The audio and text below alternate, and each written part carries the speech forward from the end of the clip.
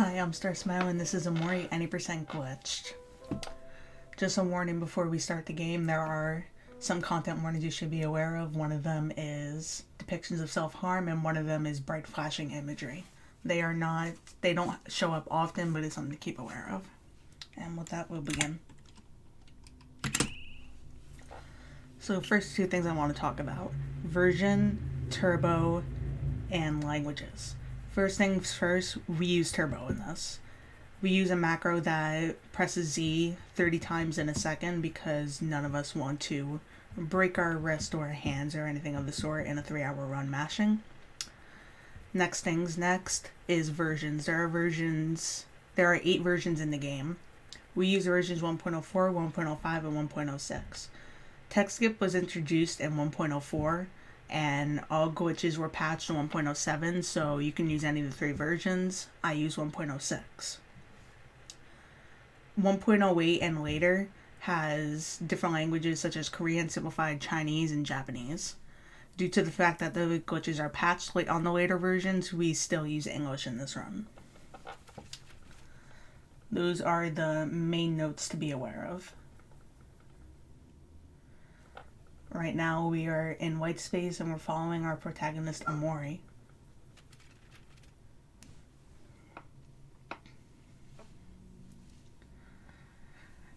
It is to be noted that this area, the first 20 minutes, is a tutorial section, so it'll be a lot of explaining about the battle mechanics and just generally how the game works, more than anything else.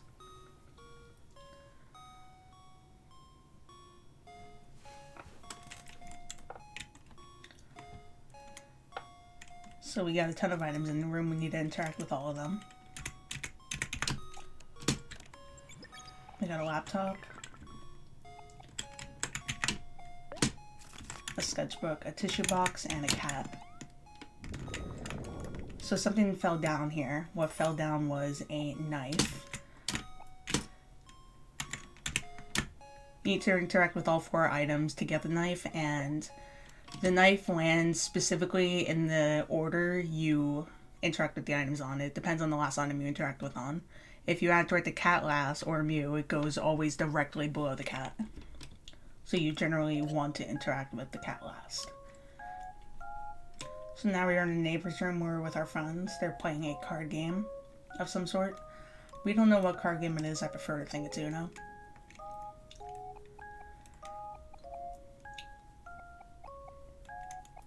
So first quest that we can start, even though we didn't get the quest yet.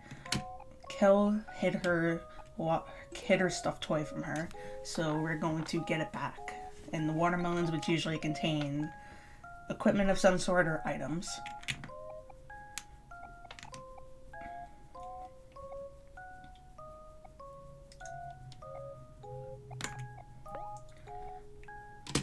Mari and Basil are inviting us for a picnic, so we're going to go to it. Our sister and friend, respectively.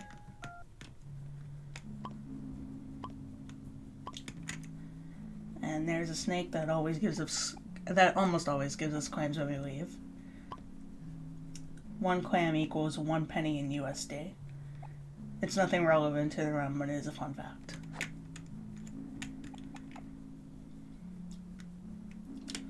Now we're entering the playground where all of our friends are.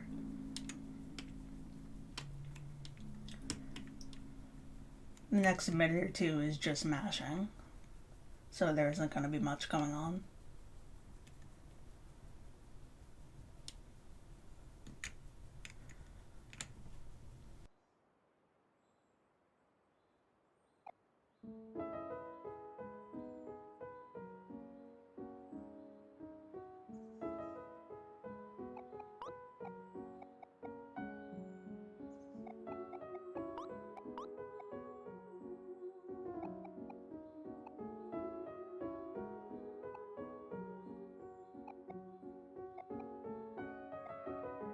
As a result of this being a tutorial, there will be quite a few long cutscenes that'll happen during the first 20 minutes, as long as with also explaining game mechanics and all that fun stuff.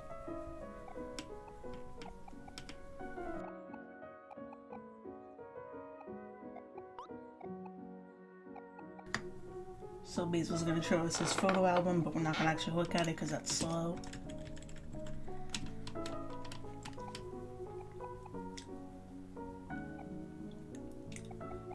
now we're gonna head to Basil's house. But first, we want to talk to our friends. There's a lot of friends in the playground, and we need to talk to them.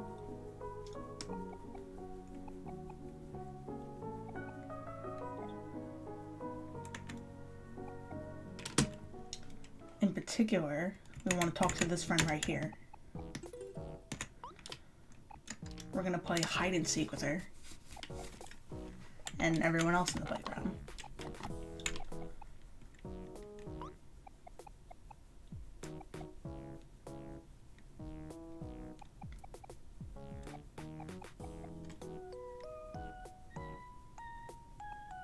Yeah, we know how to play hide and seek, right? I'm sure we do. There's a lot more people than we're used to, but it's not the same. Although I never played with straws before.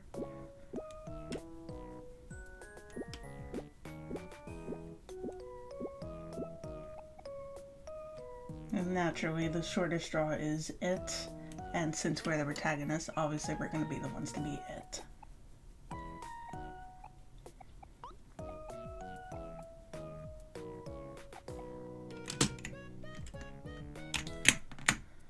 So we're going to count down.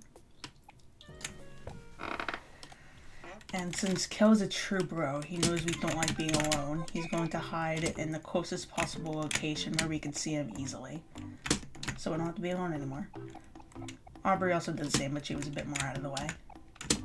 And Hero got suckered into exercising with Sean and Ren.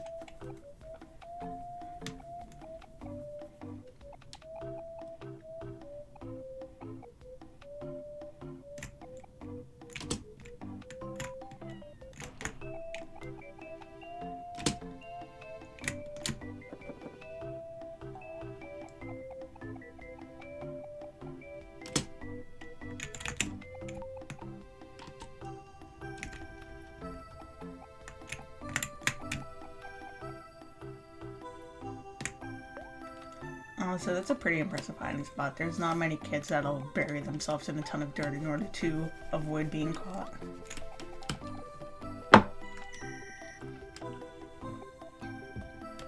Although it seems we missed someone. So there is one gameplay mechanic that will be introduced into the next fight, called Emotions, which is its own triangle strategy. Each character will have their own emotion and own set of tiers. Kel, Aubrey, and Hero, along with basic enemies, have their own set of tiers. The emotions are happy, sad, and angry. They can all be happy, sad, and angry. They'll have two tiers. Let's say for angry, for example. One of them will be angry, and then one of them will be...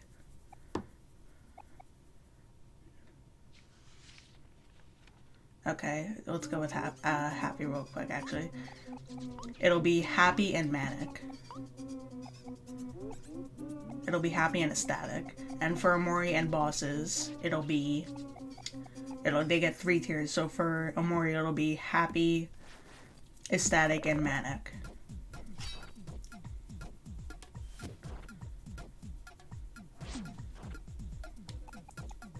They all have different effects and they all have their own advantages. Now this fight right here, even though we're just pressing Z to just keep wailing on him, there's not much else to the fight. There is a bit of RNG to it. It can be done in 3 or 4 turns, depending on how the damage rolls you get. Obviously we want higher damage rolls, and we're getting pretty good damage rolls, so it should be done in 3 turns. As you can see, boss is angry right now, which means his attack is higher, but his defense is lower. And we all got turned into toast. Cause get it, you're toast. And then also brings attention to one of OMORI's mechanics, which is succumbing. OMORI, it can get down to 0 and he will be the only one to get back up to 1. He can do that once before it's game over. It allows him another chance to strike. No other character in the game can do this.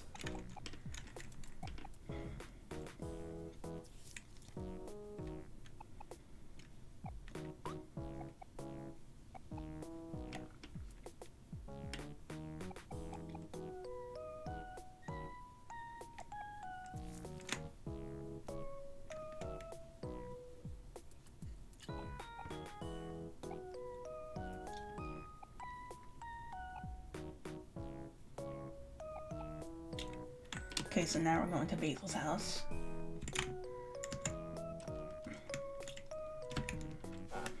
The fights and emotions will be explained in further depth as a tutorial throughout this room.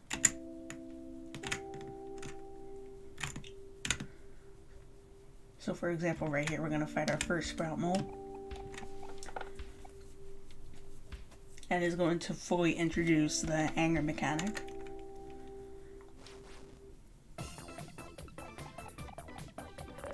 Now, since it has low defense but higher attack, it is okay to attack. Obviously, we want higher damage rolls, but we usually get that because of low defense.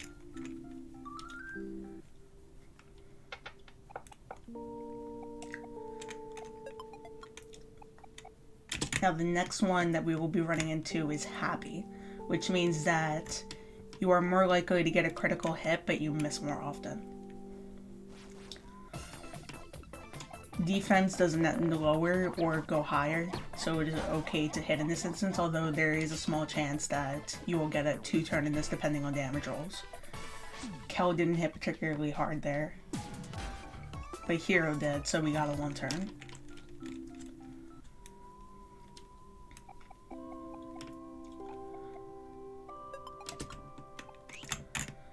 And next we'll be running into Sad, which ups your defense but lowers your attack.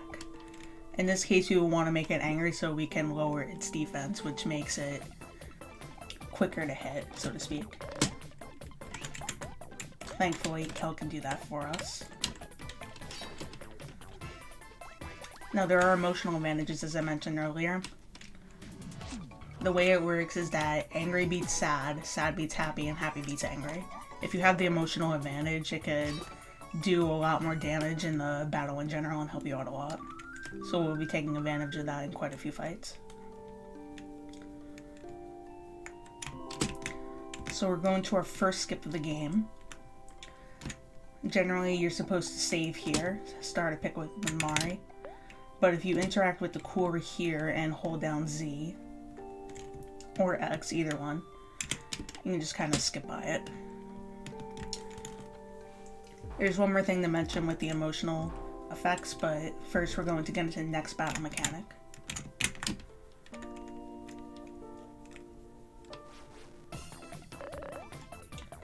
So we're fighting Yield Sprout Mole. He's quite big, much bigger than the other enemies.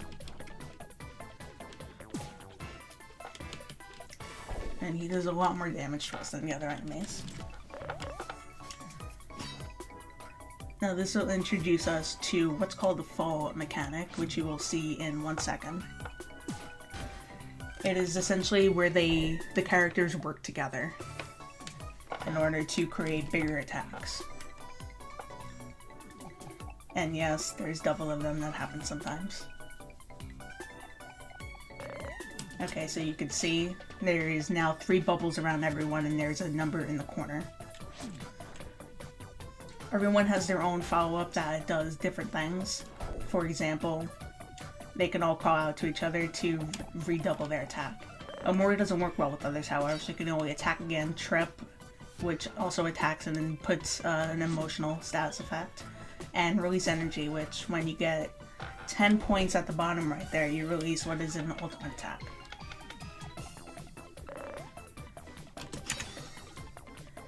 Now, not all follow-ups work this early on. It depends with the bond of your friends and how well you work together. So, for example, Hero and Kel are brothers, so when they do a follow-up, they'll double their damage. However, Kel and OMORI don't get along too well, at least at the beginning, or they don't coordinate that well. So if Kel were to follow up onto OMORI, it'll just hit OMORI and it won't hit the boss.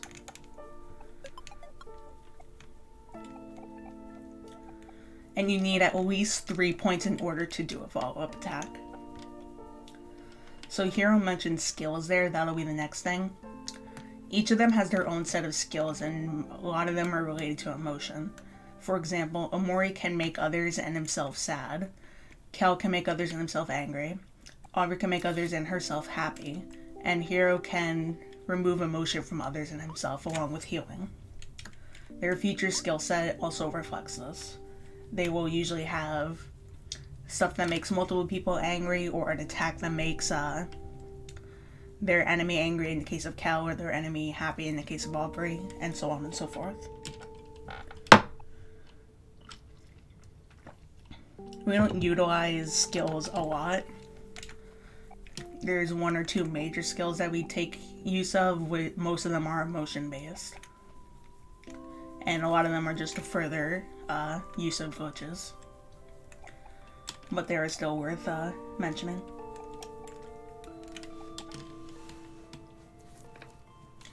So Basil dropped all of his photos and now we have to go help him put it back together.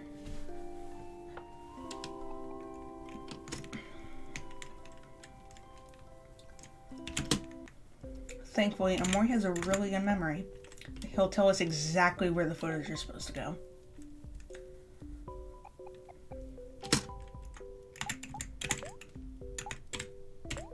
Generally, you still want to know the photo order because there's 2 pages and one of them has to go on the first page, so you at least want to know what photo goes on the first page. And of course, there's a bit of RNG to it as well, since the photo order that you get at the bottom is not always the same. It seems like Basil dropped a photo. And it should be warned that one of the content warnings is coming up.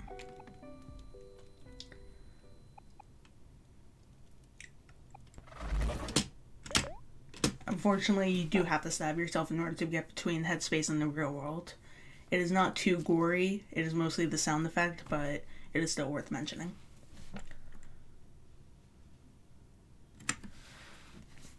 So one of the first donation incentives coming up, which is Sunny's name. You can choose up to 6 characters for the name, and you could choose any name that's not banned within the game itself, which shouldn't be a problem. Most of them are slurs or swears or political names, which I imagine no one is going to use anyways. For the purpose of this run, we're going to be using Sunny, or at least we'll try to. Sometimes, with the way Turbo works, I end up getting Sun, or Sun with 2 N's, or Sunna. I don't know. Or I even get S sometimes. It happens. But hopefully we should be getting Sunny.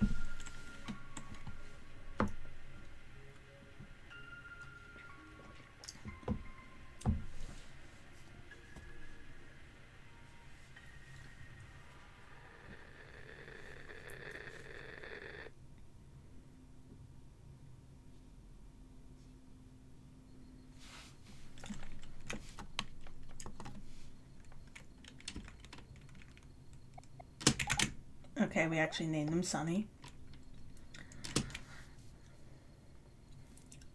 And now he's getting up at the middle of the night. And you can tell it's a 2000, judging by the phone and the computer.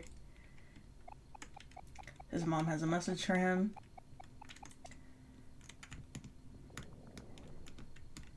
And it turns out we're hungry, so we're gonna go downstairs and get some food. Although, it seems Sunny's a bit afraid to go downstairs. So we're gonna go back up and sleep it off.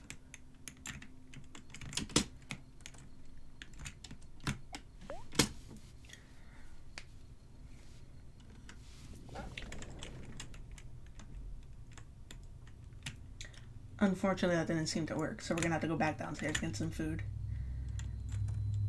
Oh, that doesn't look good. And the stairs are much longer than I last remembered them being. I don't think there's supposed to be a red light coming through your window. And I don't think those hands are supposed to be on your staircase. That being said, I don't have a staircase. I don't have a 2-4 house, so I wouldn't know. Others with staircases will have to tell me, but I'm pretty sure this is not normal.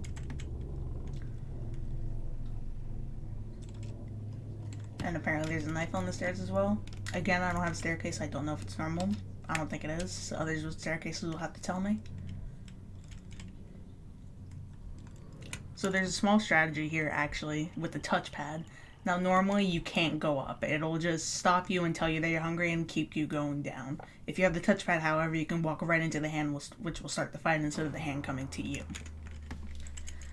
It's a small time save that we will not be using, since I am not using the touchpad.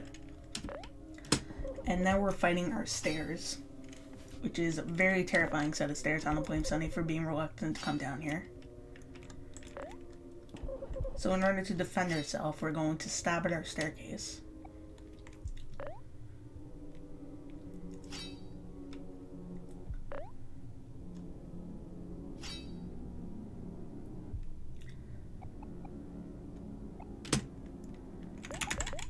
But we learned how to calm down, because things aren't as scary when you calm down a little bit. It's a very useful skill.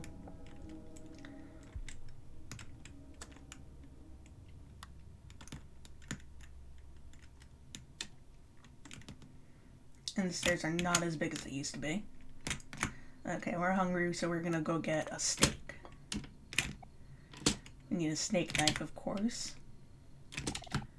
And we're going to microwave it. I wouldn't microwave my steak, but you do you. And on top of all that, it's well done. Quite frankly, I don't know how this kid's alive. I don't know anyone that would choose to eat a well-done steak microwaved at 2 in the morning. I don't know many people that would choose to eat well-done steak at all, but definitely not microwaved.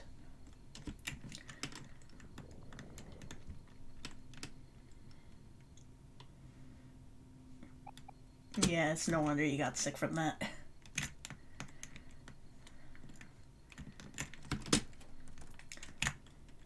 So yeah, that didn't go down well, but at least we ate something. Even just a little bit. So we ate something, and now we're gonna go back to sleep. You might hear knocking, let's just ignore that.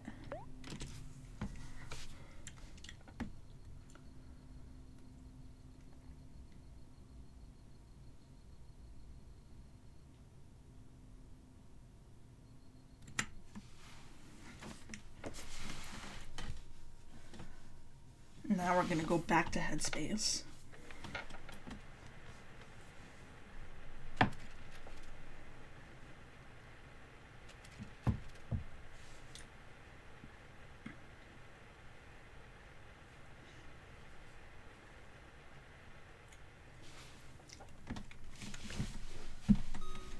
Okay, so first things first, before we go back out, we need to interact with our computer, which it will introduce a new game for us that I'll explain in a second. The next thing we need to do is go grab our map. It is not a very good map, but it is a map. Yeah, you can see it's not a very good map. So throughout the game, we will be playing a game called Hangman. We will be getting keys scattered across the world in order to complete the phrase. You need to complete this phrase in order to beat the story of the game and therefore progress to the end of the game. It is absolutely required. Thankfully, most keys are on the story path, but quite a few of them are out of the way, which we will need to go occasionally. However, it seems that Basil's missing. No one seems to know where he is. Here's our first key of the game, A. Generally, all keys will have a red trail going up to them to alert you to where the key is.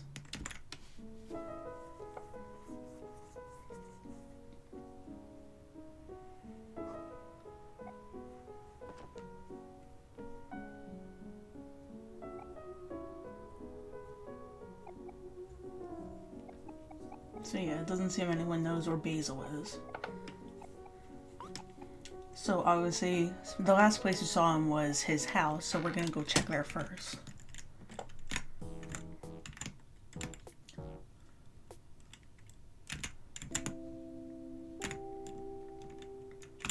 There are some wilted flowers up there, don't worry about that. That is on another route that'll get you a different ending for that route. Now, you can use it to get status effects such as more heart, more health, but we don't need that. And it is quite slow.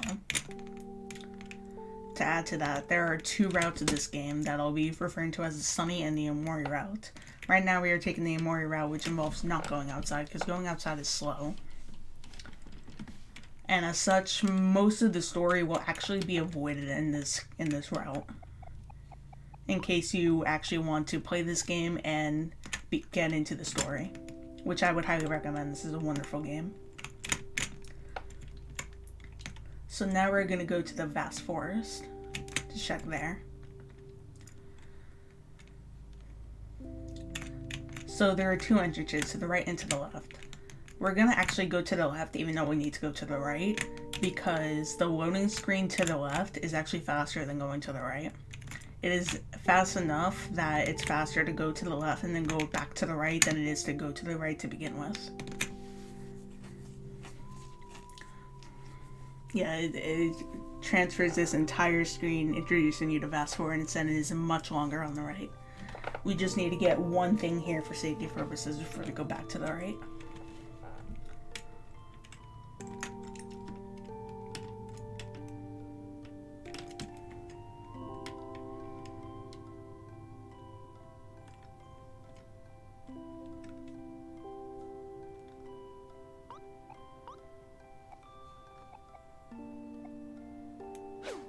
That is a very good boy right there.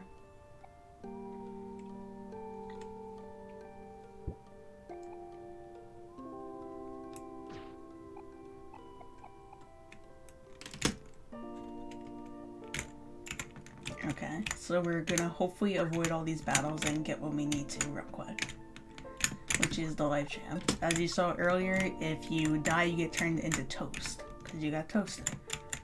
But if you spread jam on yourself, you will get put back to life. So now we're going to the right side. The only thing we actually need here is a key. And the general progress of the story. But it's better to go to the right side since the key is closer to the right side than it is to the left. The worst part about this side is avoiding all the battles. You saw that I narrowly avoided the 3 battles on the way there, but it can be a bit tricky, especially the middle one. Hopefully I'll be able to avoid it on the way back as well.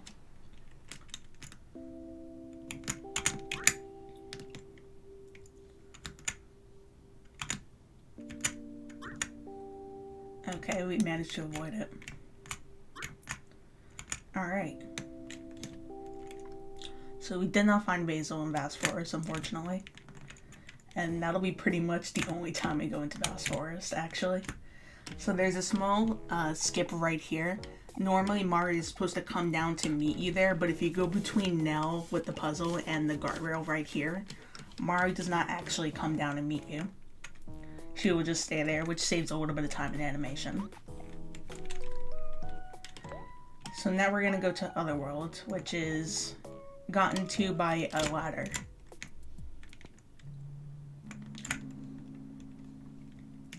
Now, unfortunately, OMORI had a fear of heights along with a fear of spiders and a fear of drowning. But due to our fight with our staircase last time, we are now over a fear of heights. So now we can climb this ladder.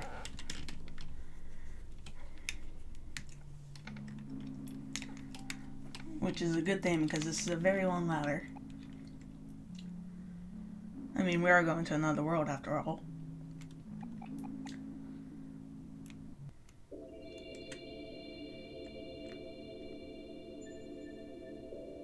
Yeah, did I mention this was a long ladder?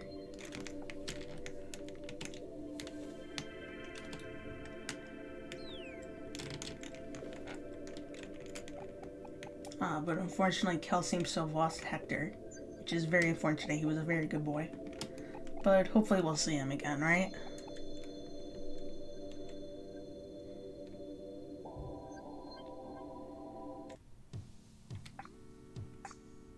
So now we're in Sprout Mole Village, or at least the side on the Otherworld. We gotta look into it because we're not actually going to go to the Sprout Mole Village on this side. Now you can really tell it's another world because the bird over there has an astronaut helmet.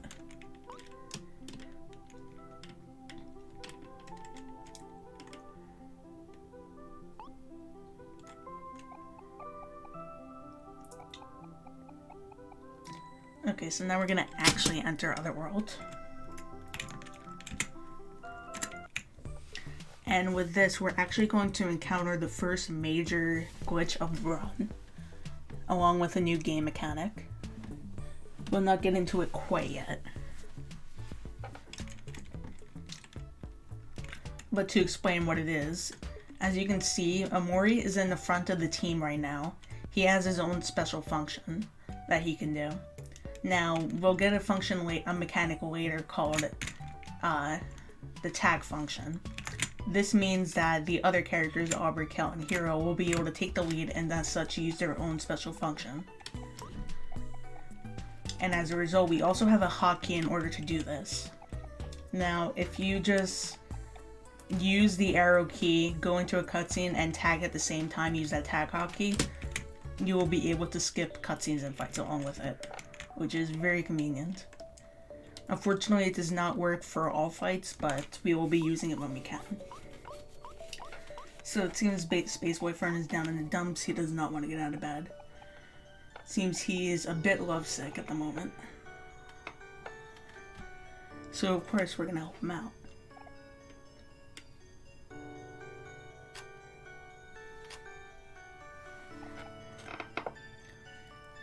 Especially since it seems his mixtape is missing, that'll help cheer him up.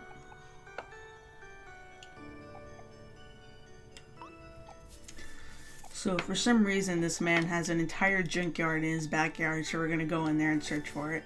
Like, it's a really big junkyard. I don't think someone had so much trash.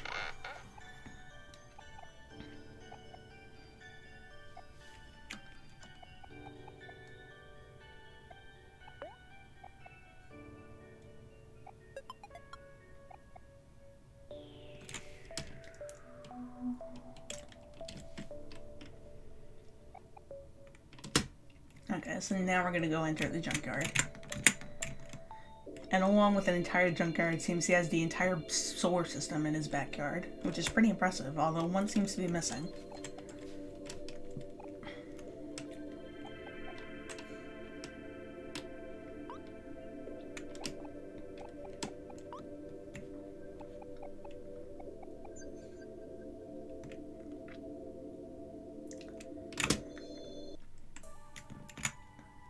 Alright, so here's the junkyard entrance.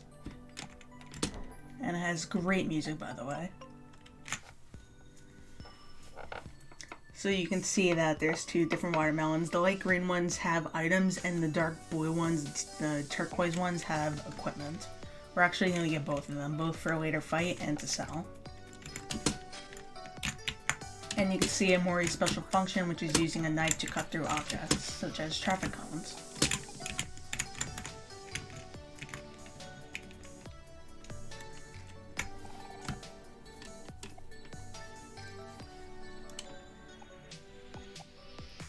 So we're looking for the special mixtape, and Kel's looking for it, but unfortunately he only found the can.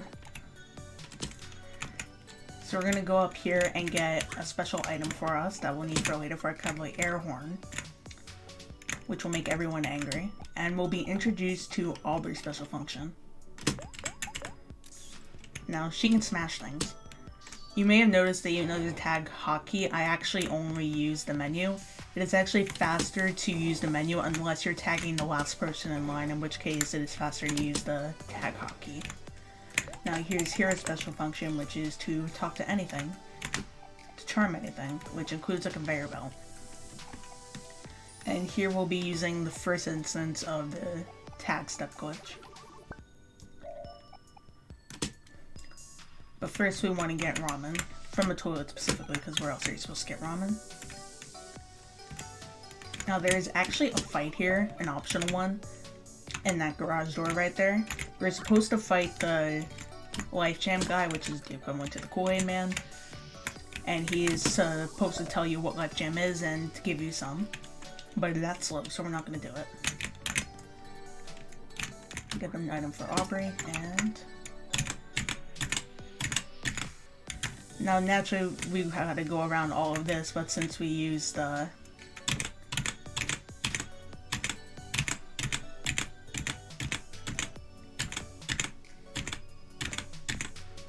Since we used the tag step glitch, we did not have to go around all the way.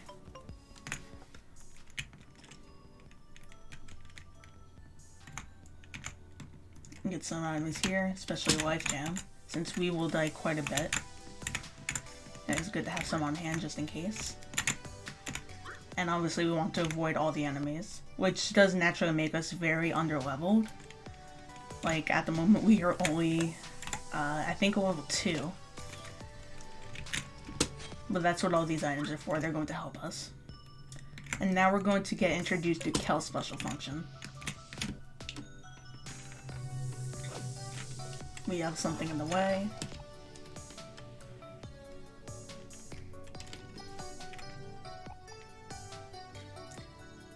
And his special ability is that he can throw things. He can throw sports balls at things and get them out of the way, which is very helpful. This is pretty much the only time it'll be used though.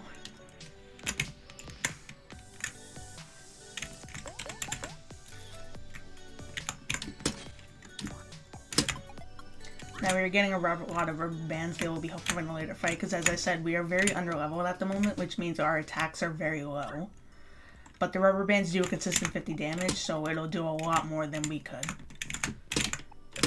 We're getting a lot of items here that'll help us in later fights.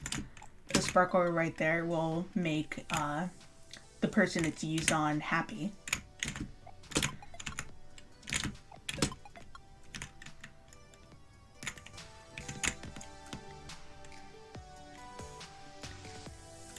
Now there's a big block of cheese. One thing to note here, as you see, Aubrey is starting the cutscene. Aubrey always starts its cutscene. Now, naturally, if you were to do it with OMORI or anyone else in the lead, it would transfer the cutscene, it would go to, Hero would say, tag me OMORI, and then you would go back out, you have to tag Hero, and then you go back in. But if you tag Hero beforehand, it'll naturally go into the next cutscene, as you saw right here. Since you don't have to tag Hero again. And our friend here just ate the entire thing of cheese. And we're meeting another friend here. Doesn't say it, but her name is Rosa.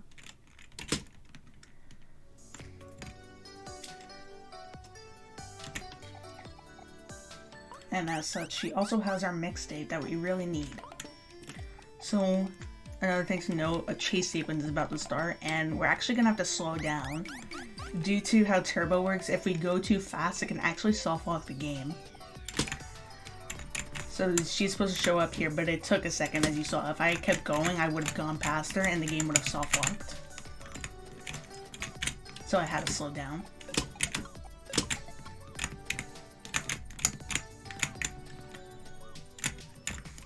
It is possible it happens in normal gameplay too with regular mashing, but it's much harder to do since you would need perfect mashing. Alright, we got everything, so now we're going to equip everything. Baking pan to Hero and bubble wrap. The common hammer and binoculars to Aubrey. And the TV remote to Kel. We're going to tag Aubrey because we need her real quick.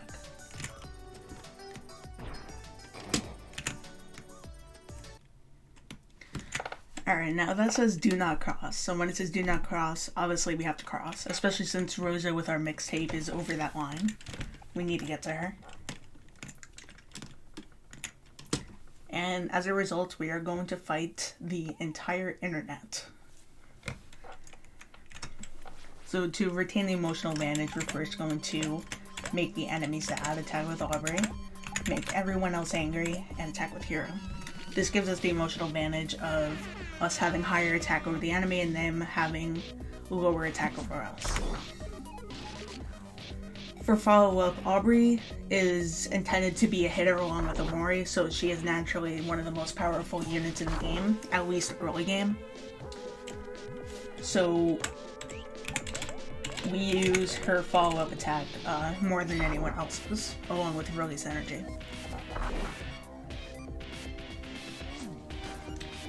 As you can see, she does a lot more damage than the others. Now, the way I have this set up, this should always result in a 5-turn fight. It is always consistent. Even as this is about to crash and burn on us, it will not kill us. And as you may recall, follow-up attacks can only be done when there's 3 or more points. It takes 3 points in order to do a follow-up attack.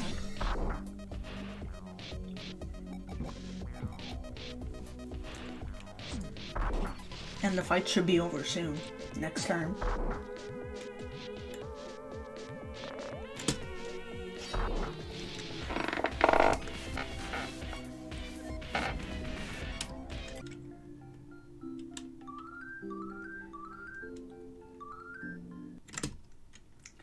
One thing to note about follow-up attacks, there is a small glitch on the earlier versions. If you end the fight with a follow-up attack, the battle text speed at the end where it tells you everyone's leveling up, it'll go much faster, it'll go automatically if you end it with a follow-up attack. If you do not, it'll go normally. So you normally want to end it with a follow-up attack whenever possible. Now there's another glitch coming up that should be mentioned. It saves about 2 minutes. We're skipping an entire cutscene, but that means we're also skipping out on meeting a character. And it's a very important character since it acts as our transportation service across the world. Since we skip that character's introduction, that means we don't get the transport. Skipping the cutscene, however, is still faster than not getting the transport, so we do it anyways.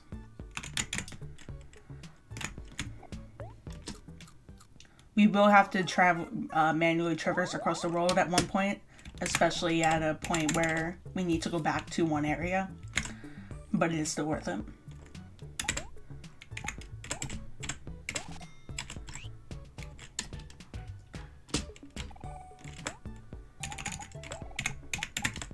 It is worth noting here, if you use Hero to buy stuff, you actually get a discount. So things are cheaper if you buy it with Hero. During the Space Boyfriend fight, and thankfully fights actually have a skip cutscene button before the actual fight. So as I said before, we're going to be using Rubber Band since our attacks are still not that good. We're going to make ourselves happy with Aubrey because Space Boyfriend's default state is... Space Boyfriend's default state is angry, so we want ourselves to be happy in order to get the emotional advantage. Now there's a bit RNG to this fight because we rely on using release energy.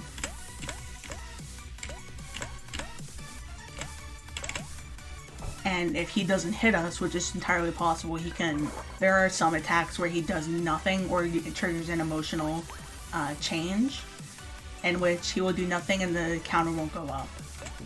He can do that for several turns in a row.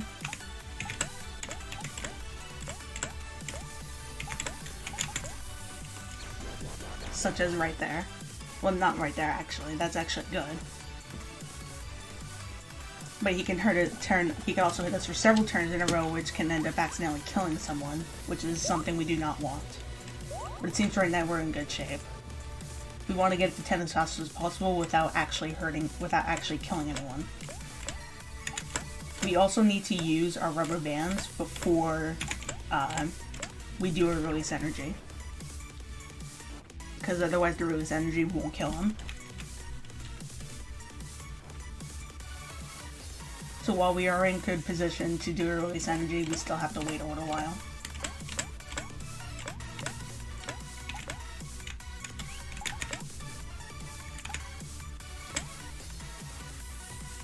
Thankfully he did not hit there because otherwise Kel might have actually died.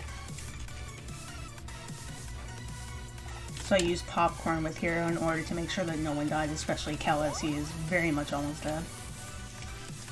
So I'm going to hit with OMORI here just in case Space Boyfriend actually hits someone. And I'm going to hit with Aubrey, because she does more damage than Hero or Kel.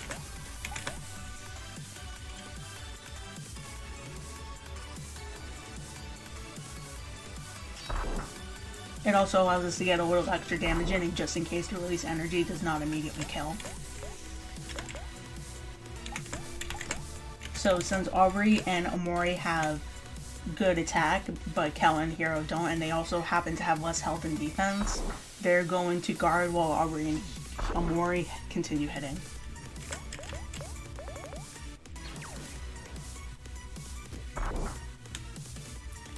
But as you can see, we're a bit in an RNG stalemate because he is not hitting any of us. We need him to hit one of us.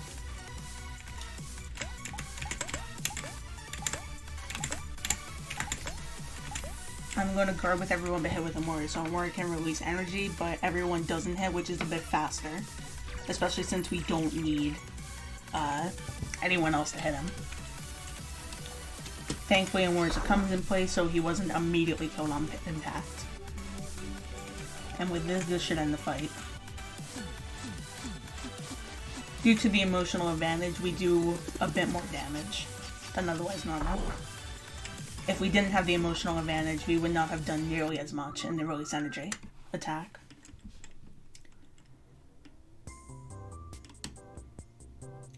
Unfortunately, there is no cutscene skip after major fights.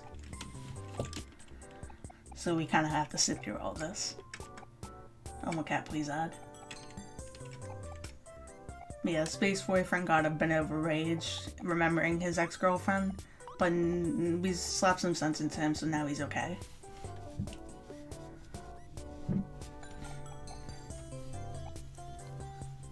And with that, Otherworld is over.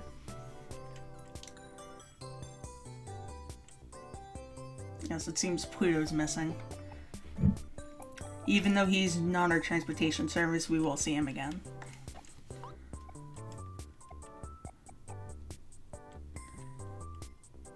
And it doesn't seem Basil's here either.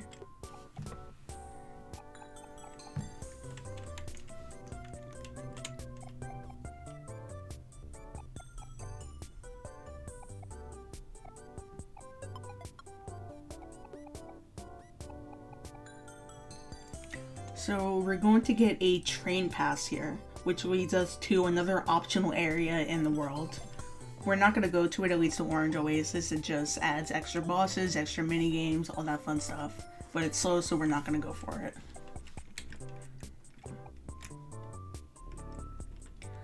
We get a new key. And our follow-ups have improved. Now at this point, as I mentioned before, Kel couldn't follow up with OMORI without just hitting OMORI and not hitting the enemy. Now, however, Kel and OMORI can work together. They may not do as much damage yet, but they can still actually work together now. And there's a little other cutscene skip over here. Normally we talk with Mari there and Kel shows off a new skill that he got, but we're gonna skip it because that is slow. You can skip meeting with the stranger here, and in the next few cutscenes you can just walk right past them, but they are pretty tricky to get. And they do not save that much time.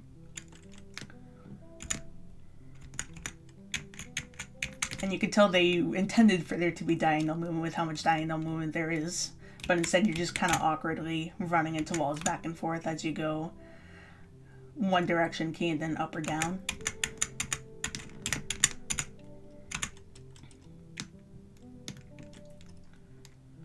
Now we're going to go into a barn and a special mirror, along with a very long staircase. Now we're going to get a key here, and it's actually the only needed and not needed key in the game. This key doesn't actually complete the hangman. It contributes nothing to the hangman, but you need to do it in order to progress through the game. Like, if you do not interact with that key, you won't get this note, and you won't be able to continue on into the real world. But it does not actually add any keys to the hangman, which is an interesting case.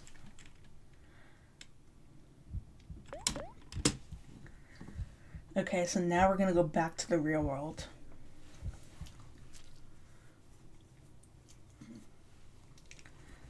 And this is where the routes start branching off. You have a choice here. You can go outside or you cannot. We're not going to go outside. And that changes the route along with the endings you can get. A majority of endings are not possible on this route. Thankfully, however, as I mentioned earlier, most of the story is avoided in this route. As a result, we just kind of ignore everything that's going on.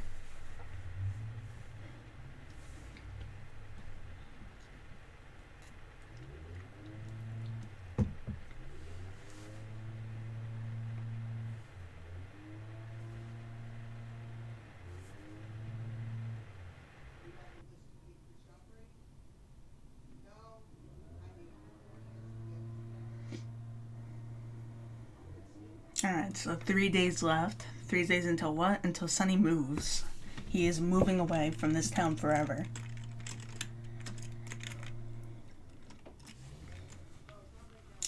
And he's getting up and it's not in the middle of the night.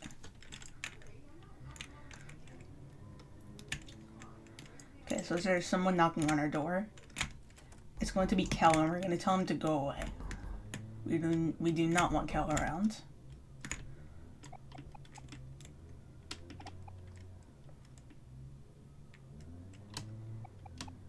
I'm sorry, Cal.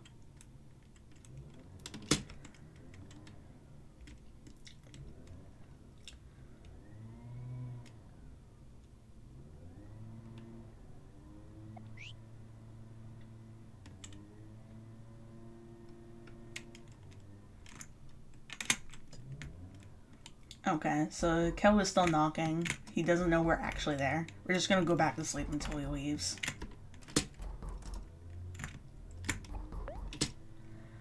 But unfortunately, that means we also have chores to do, because, again, we're moving in a few days, and no one else is home except us, so we have to do the rest of the work.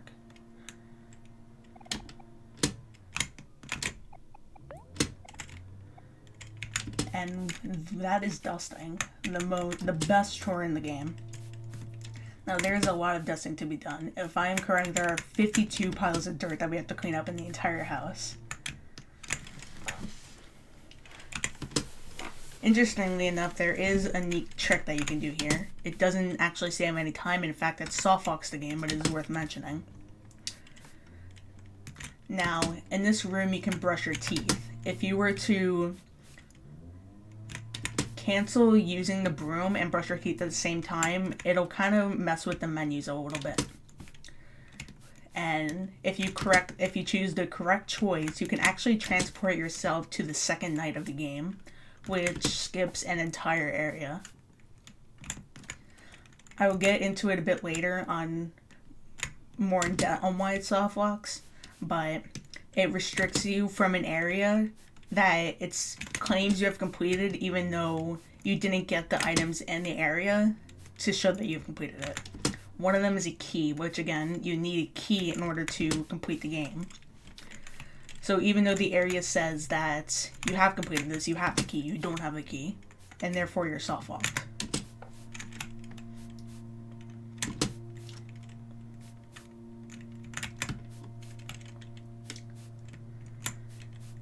If we could get around that requirement of needing all the keys, then there is a way that we could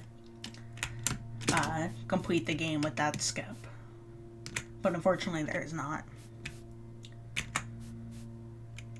I also forgot to mention, it does two things. It can either take you to the second night, which skips an entire area, or it can bring you to the fourth day, which again skips the rest of the game. But again, unfortunately, you cannot beat the game without the keys. You just can't. The game will not let you go to the credits otherwise.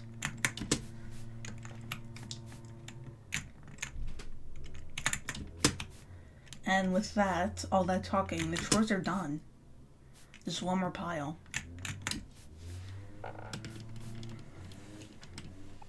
That wasn't so bad. Now we feel a little dizzy. And here comes one of the biggest plot holes in the game.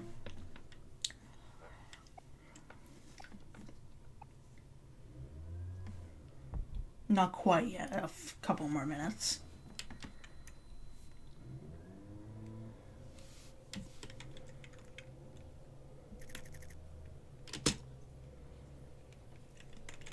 Okay, so now our entire house is filled with spiders, which is very terrifying. I don't know about you guys, I hate spiders.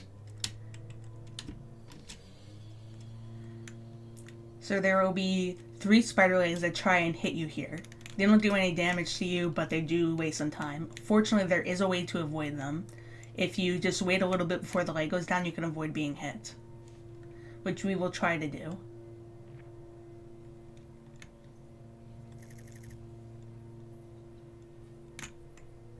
Okay, we got 1.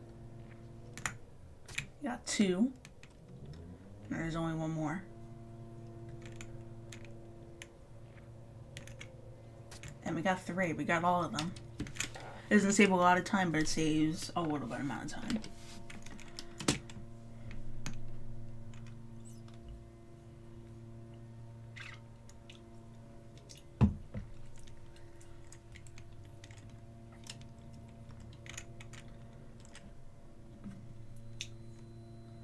It kind of looks like OMORI.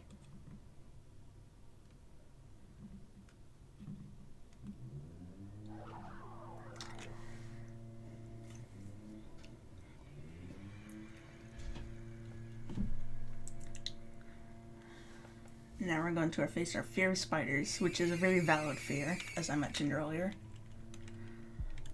So first things first, we're going to calm down, because there's no good facing our fears when we're afraid and panicky. But even though we're calmed down, the spider is still there. And dealing with spiders is scary. So we still have to get rid of it.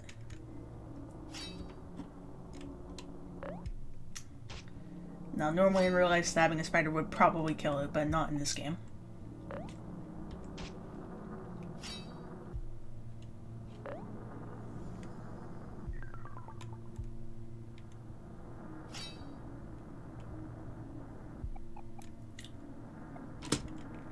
Alright, now we learn how to focus.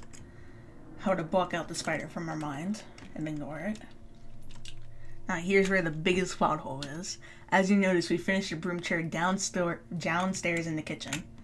Yet the spider is right there at the top of the staircase, where we could have not have possibly seen it. Also, you notice that we could have killed the spider there, but we didn't. Even though spiders are terrifying, they help your local ecosystems. They kill bugs for you. They are very helpful creatures, even if they are very scary.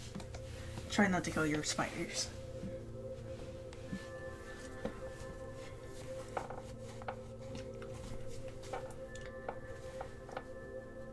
Alright, now we're going into the second area of the game.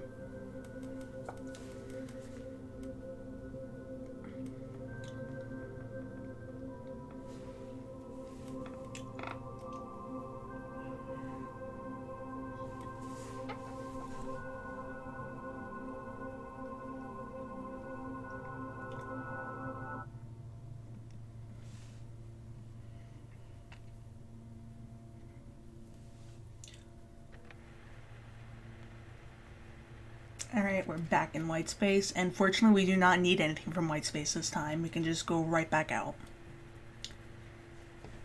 And we're still on a mission to find Basil.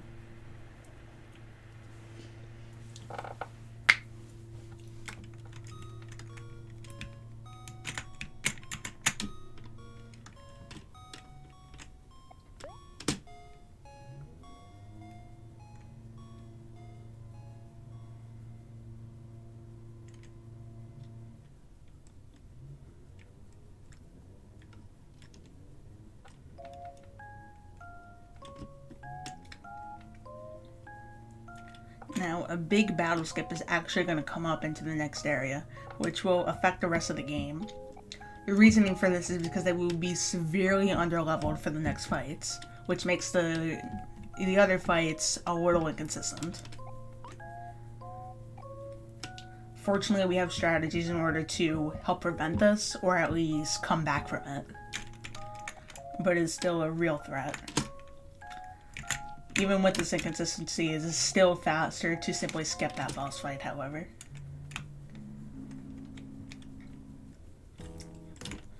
We'll be getting to it in about 5 to 10 minutes. But first, we have to check in on our sister.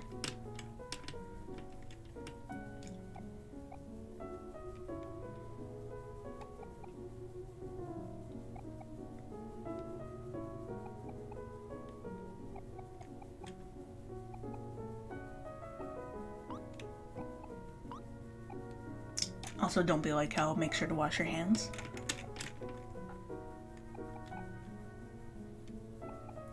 Alright, so we're gonna go into the forest with a bunch of spiders.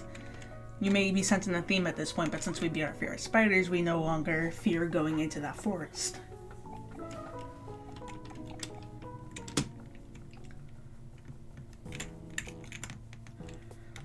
But first, we have something else to do. Now, Aubrey has mentioned it before, but sprout moles are actually pretty intelligent creatures. The ones we faced are what happens when sprout moles get lost. And unfortunately, these sprout moles got lost. So now we're gonna have to fight them. Thankfully, Kel got a new ability that makes this a bit easier, called Rebound, which attacks all the enemies. As such, we won't need to use our follow-up attack. Everyone attacking normally along with Kel's Rebound will handle everything.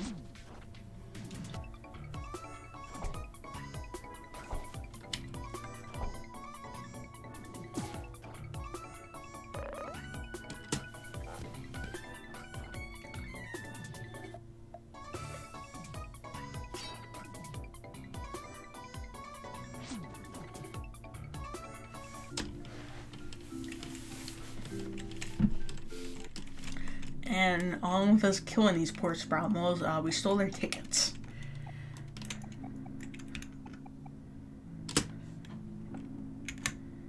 Small cutscene skip up here as well. Here we'll normally comment on how scary the forest is, but we're going to try to skip it. And we did it. It only saves about 5 seconds, but it's still worth it. And now we no longer fear spiders.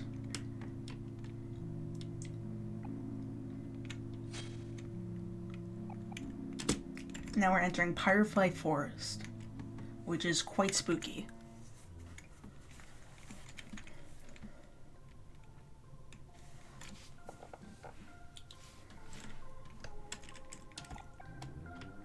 As you can see, there are a lot of spider webs. And interestingly, a minecart. So first things first, we want to get a lighter because that's the best way to deal with all the spider webs. Besides OMORI cutting them, of course.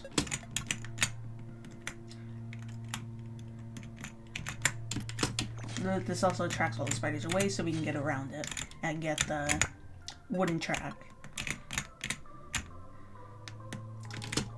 So as you can see, I did avoid that spider shadow there, which would normally take us back to the end. You can avoid it. It is difficult and it is faster if you do avoid it.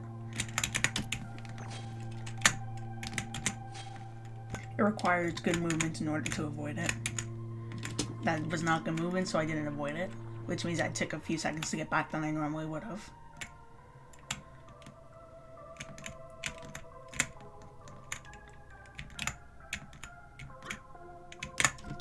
Wooden track is missing and we need the minecart in order to get to where we need to go, so we need to go track them all down.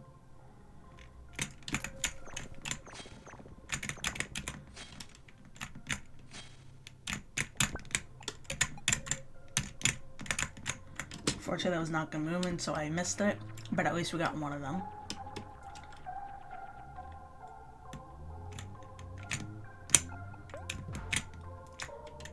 Now, don't be fooled by that bear over there. It is not as nice and cuddly as it looks.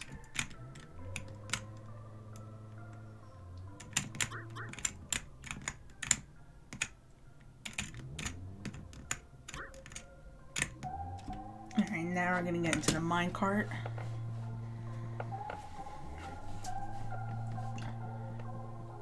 Which picks up in speed quite fast, actually.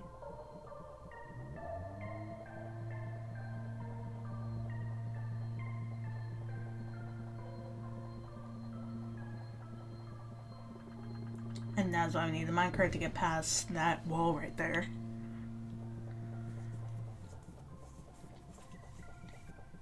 Alright, so now we're going to head into a castle. Before the boss fight that we're going to skip comes up, there's another cutscene skip that hopefully I'll be able to get.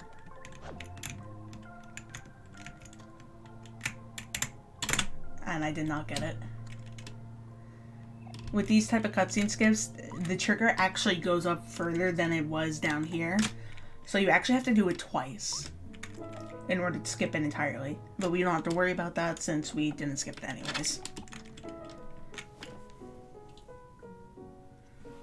But we will skip the fight.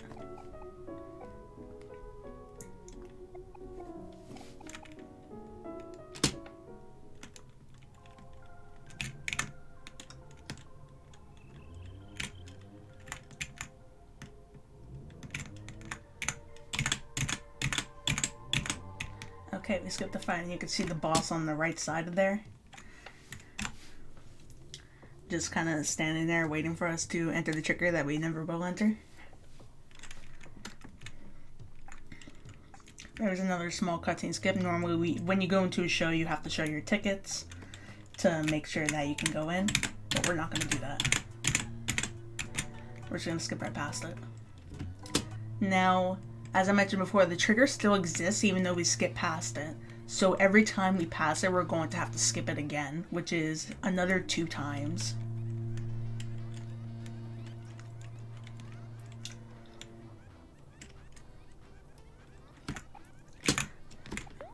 Alright, now this is quite a lengthy cutscene. This and the very next one are very lengthy. There's not much going on at this point.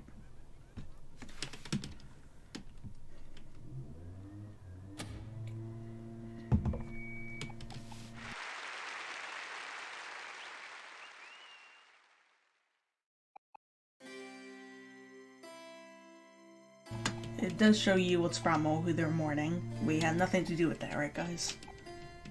We don't know him.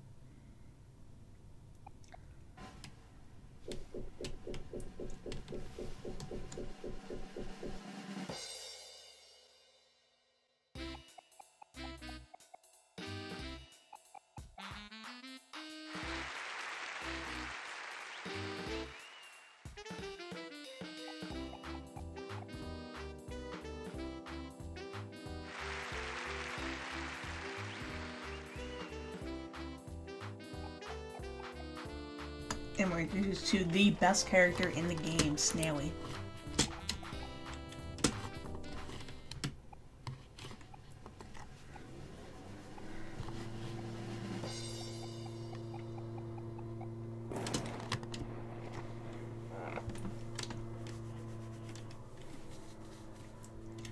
And unfortunately, Snaily died. Somehow lightning got into the theater and solely hit Snaily. Rip Snaily. 2020 to 2022. Now there's a huge blackout and we have to go help them.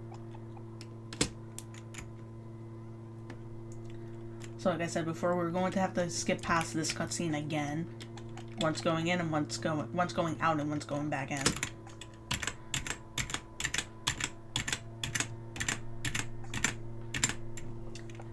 It doesn't affect the actual gameplay, like we won't soft lock or anything, but it would be annoying to have to go through all that entire cutscene after we tried skipping it. The same thing is going to happen here to a smaller cutscene. We're going to have to do it again going back up in order to skip it fully. But at least the light's back on.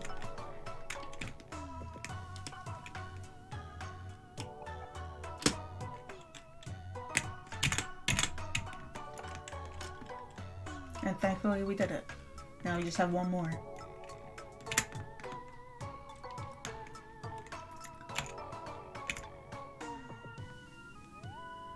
We're actually going to want to get a heal real quick because Kel got hit a bit.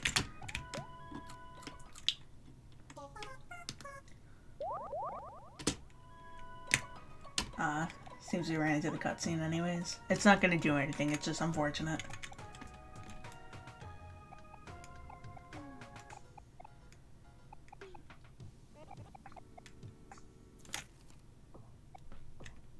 Seems we'll have to give up our tickets after all.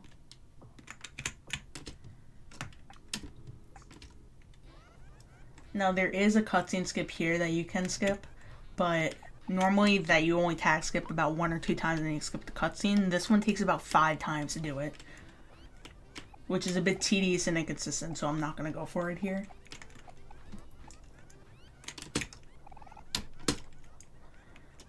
Now we're coming up to a very long cutscene.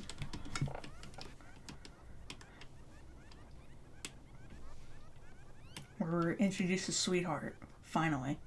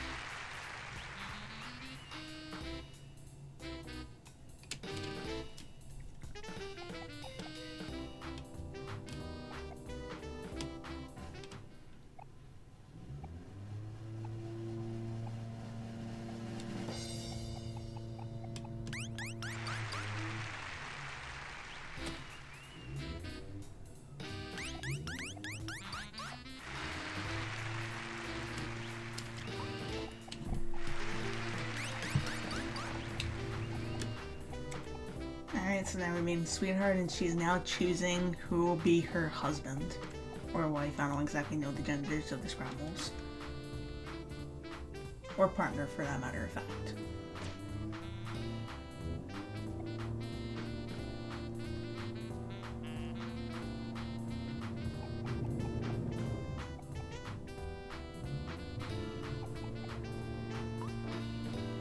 But it seems like she does not like people about 3.6 or under an American unit system.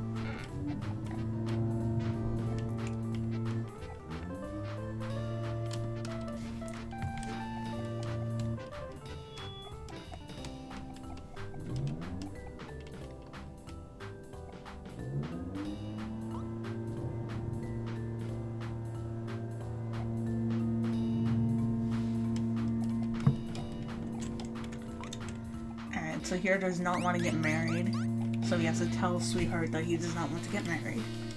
And with her volatile behavior, you can see where that's going.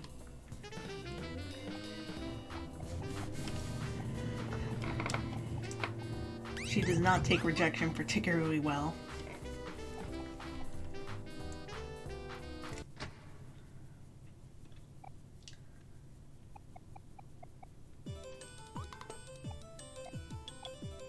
As a result, we all get thrown into the dungeon. How fun.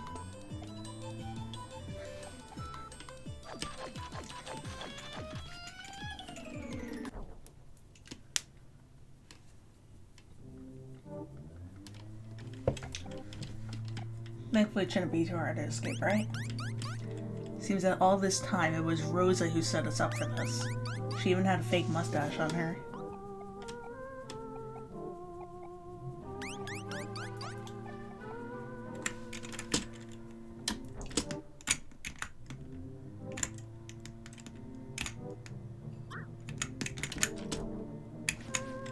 It is very difficult to avoid this fight here, but thankfully we were able to flee immediately.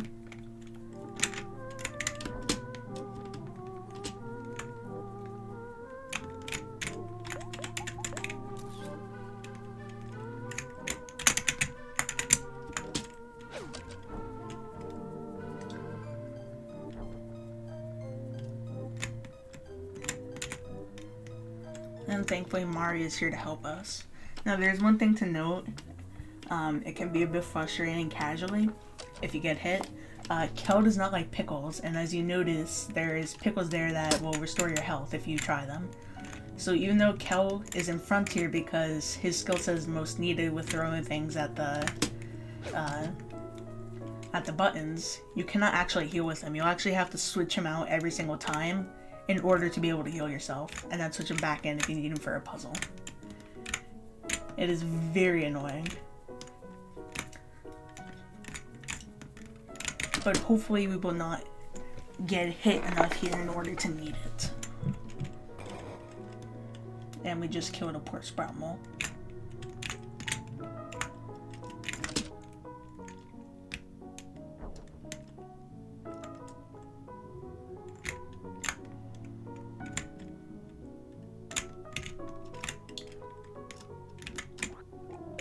Another small cutscene skip coming up.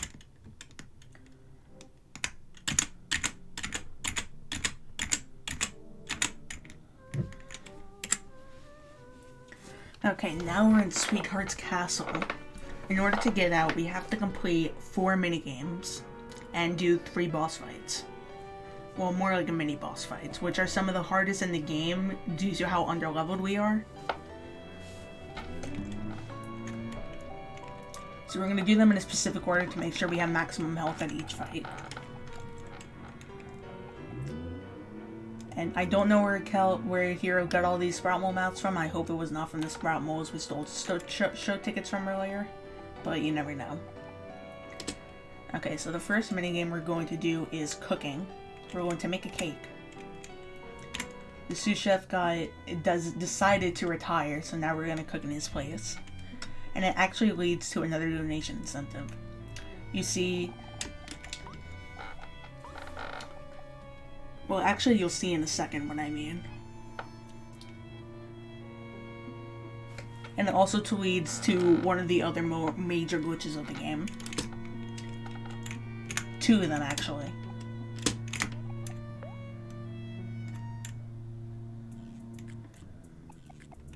Okay, so as you see, he said to turn it to 75 degrees, which obviously is not actually what you want to do.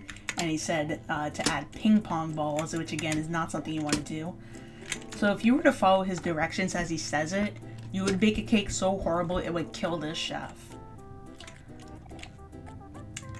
Following it, of course, leads to you making the cake perfectly.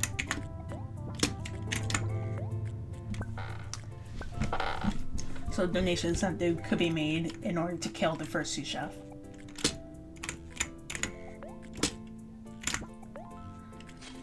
Alright, and now we're going to get an item from this watermelon over here. Juice Me, which is... It doesn't sound like it. It's supposed to be just for giving juice to your friends, but it does a lot more than that. So first things first, we're going to actually swap skills between the players. Due to the menus, if you go into the skill menu fast enough, you can actually swap skills with each other. So first things first, we're going to equip a frying pan to Hero and the coconut to Kel.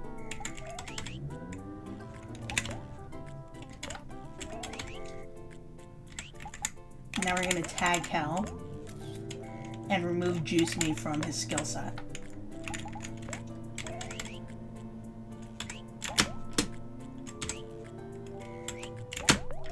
Now if you move fast enough, you see OMORI now has Juice Me, even though it's Kel's skill set. You can do this with any player with any skill.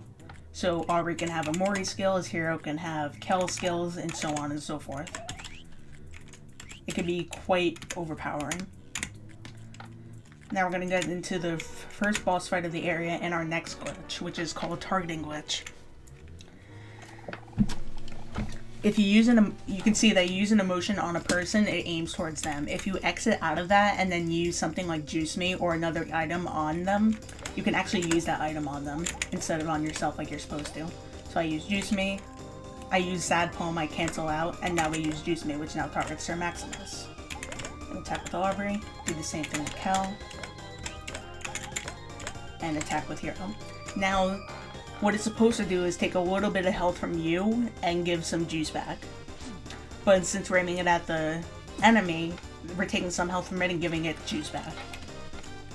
And it does a lot more damage than a regular attack.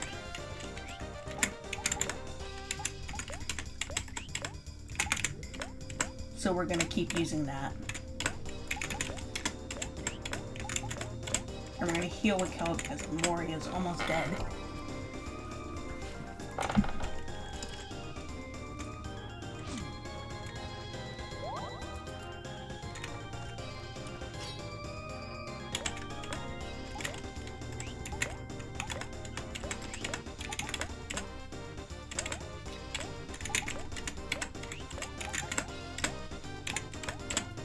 Now, hopefully he does not kill anyone. Like I said, these fights can be very inconsistent, especially with this ultimate attack right here. It is very easy for it to kill everyone on the spot. Just as it killed Aubrey right there.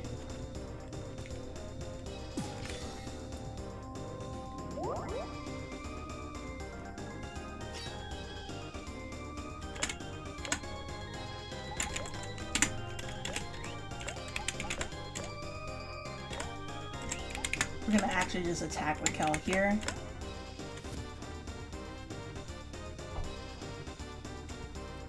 And as you can see, it does less damage over time. But thankfully, Sir Maximus is dead now. Unfortunately, Aubrey will not be getting the XP from that, but that's okay.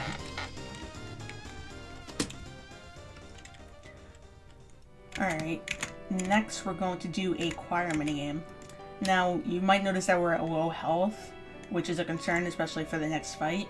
But as you may have noticed, there are only 4 minigames and 3 fights. After the second minigame, no matter what minigame it is, a second fight will not occur. It's only after the third minigame, so we do not have to worry about a fight after this here. We will be able to go to a healing point before we get into the next fight.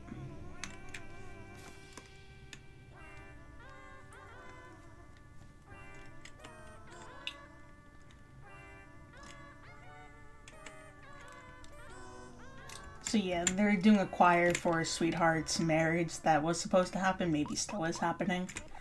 And they're not doing very well. They keep dozing off. But we're gonna help them.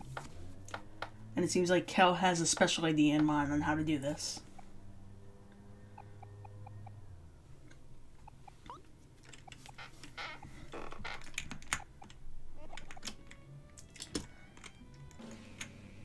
Now, normally this takes several tries in order to get them perfect. There is a way to do it so that you can get it perfect on the first try, however, I don't know how to do that.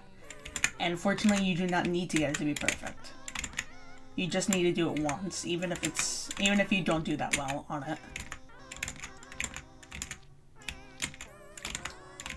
You just keep hitting them with tomatoes.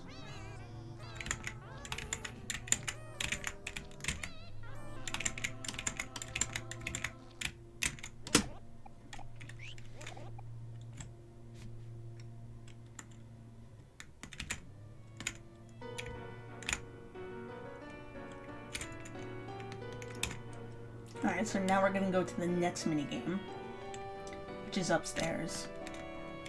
Well, it's not really much of a minigame, but it's close enough. So we're gonna go up the elevator into Sweetheart's personal room. There's actually a random chance on NPC appearing down at the bottom here, and it is random chance on what appears down at the bottom here. So we're gonna go sleep here to restore our health, and we're gonna get a body pillow out of it, which we're gonna give to Aubrey. No. No. Okay. Since apparently a body pillow is more powerful than a common hammer. I'm gonna tag Aubrey because she is needed for this. So we're supposed to smash this statue here because she is no longer with his space ex-boyfriend. Space boyfriend. She is no longer with him. He is space ex-boyfriend. So we're gonna smash it for this poor Sprout who can't move it. Even though it does not need to be smashed, it just fell apart on its own.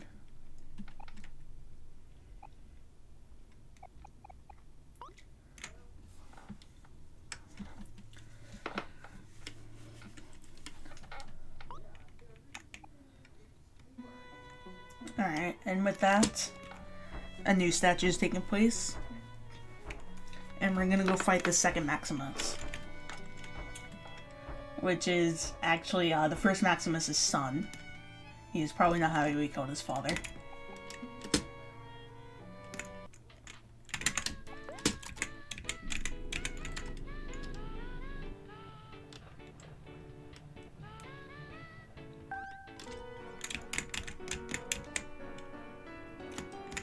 Okay, the strategy for the next fight will pretty much go the same as the last fight. Just continue using Juice Me with OMORI and Cal. Hitting with Aubrey and Hero, and healing as necessary with Hero. We may inflict emotional advantages when it comes up, but it may not always come up. Like last time, it did not. There was just no reason to use an emotional advantage.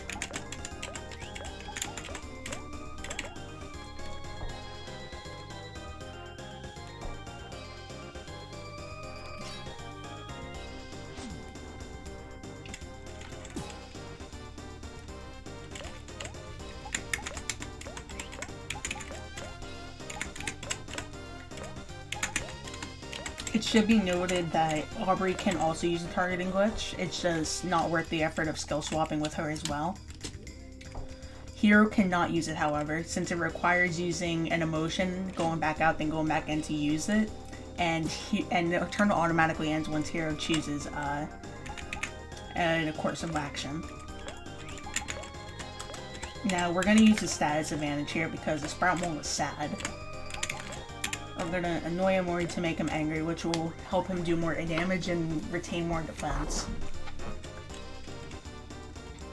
Which is very fortunate with this ultimate attack. Thankfully, no one is dead here.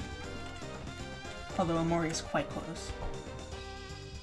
Although now Kel and Aubrey are dead.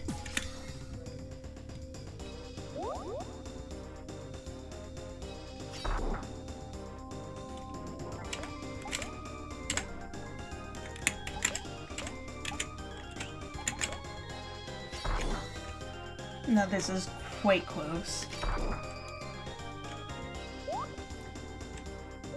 As long as we can keep OMORI alive, this should be fine.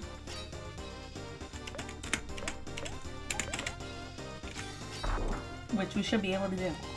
Yep. This Maximus is dead as well. Unfortunately, Aubrey and Kel will be not getting the XP for this, but that's okay.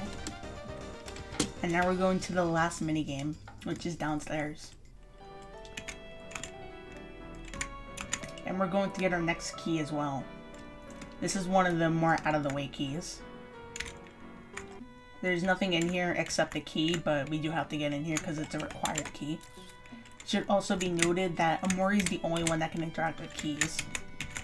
If you tried it with anyone else, it'll just appear transparent and you won't be able to pick it up. It has to be OMORI, which is why I switched characters there.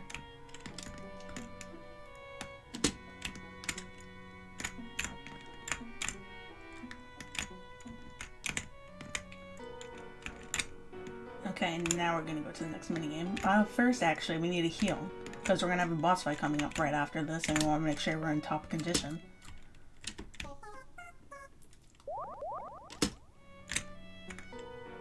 Okay, so for this minigame, you may have noticed so far, it required each of their friends to do their own thing. Aubrey, Kel, and OMORI. So now it's Hero's chance to shine. There are a lot of guests in this library, and we're gonna have to sort them out. I'm not sure what they're doing in a library, but... By the way, the tech photos are like really cute. We don't see all of them, but the ones we do see are very cute. Alright, so as you see, pink is good, the rest of the colors are bad. We have to get the non-pink Sprout Moles out of here. And with Hero's Charm, we will lead them out of here.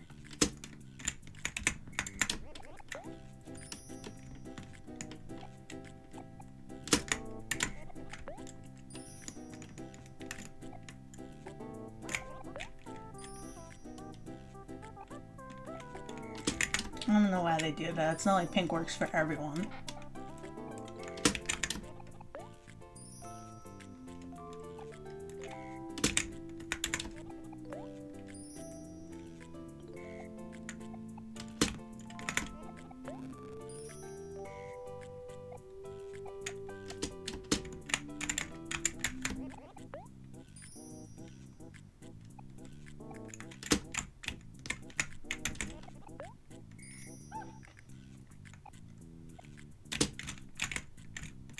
Alright, we just got a few left.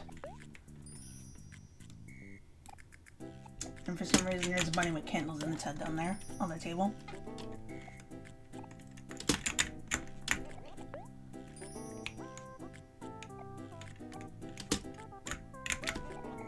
And we got all the Sprout Moles out. And they're all going to the dungeon now. Unfortunate. Alright, we got them all out, and now we're going to the last boss fight in this area. Rather mini-boss. Thankfully, we did not get into encounter with that enemy. That was very close. With that, we're about halfway through the run at this point. Alright, this is the Maximus's... The first one's grandson, and the second one's son. There's a whole line here. We're wiping out a whole generation. same strategy as before. Maybe we'll get a chance to inflict an emotional advantage. Hopefully no one dies, but this is the most inconsistent out of the 3 fights, so it is very likely. But thankfully we can inflict an emotional advantage due to it being sad now.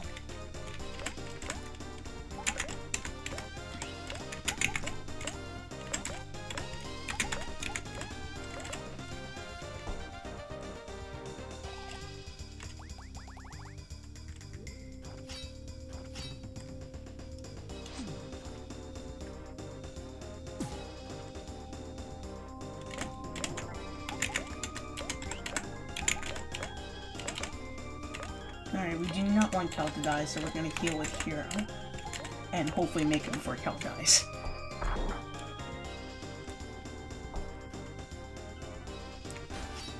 Okay, didn't hit Kel. We're gonna do the same with Aubrey this round.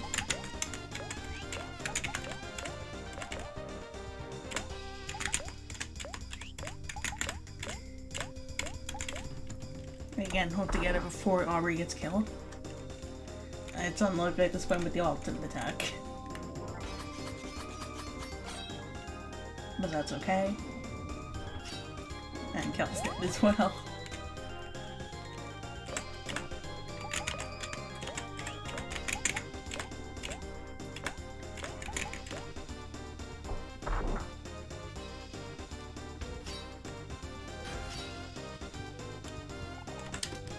Fortunately, OMORI did not succumb here. And we still have the emotional advantage. Unfortunately, we cannot release Energy though, however. But we should be able to end the fight quickly, I should say. Although it is happening now, so we have the emotional disadvantage. However, Sir Maximus is almost dead. Only a little bit more to go. And thankfully, OMORI's not dead, somehow.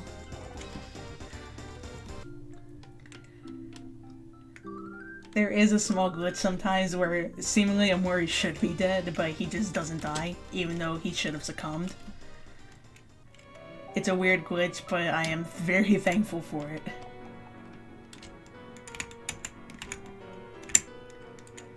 And with that, the crowd is cleared out and we're able to go to Sweetheart's garden. And thankfully, we did not have to redo any of the fights. That is quite common. It cost a lot of runs.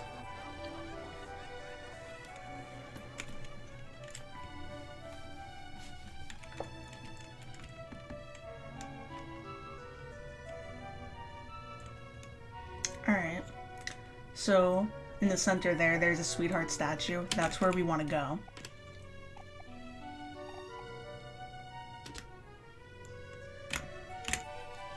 Now, we do know the password, actually. It's a sweet jelly-filled donut. We do actually know the password, but the game acts like you don't know the password. As you can see, sweet was not one of the options there. So you have to, even though you know it, you still have to go around and grab the password from everyone. And we're gonna heal here. It's a little mini event. There's a lot of them in the game, but thankfully it also heals you. I want to let this guard go past. Okay. Now normally we have to use Kel to get past those statues by having him knock it down. But with tag stepping, we can just go right past it.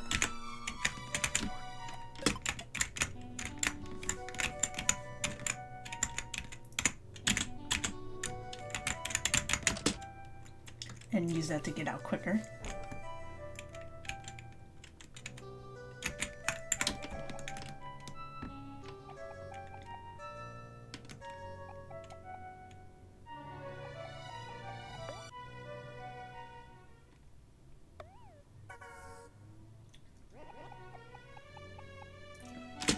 Alright, seems we got the third part of the password.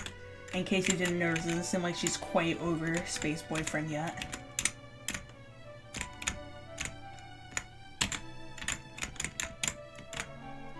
That was nice and quick.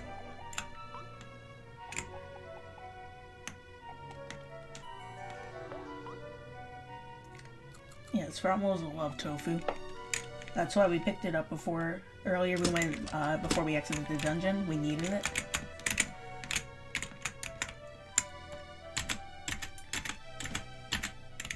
We're actually gonna get this cheese wheel here. It restores 100 HP to every party member, which is very useful. Alright, I want to make sure we don't get an encounter with that guy. I actually soft-locked him at one point.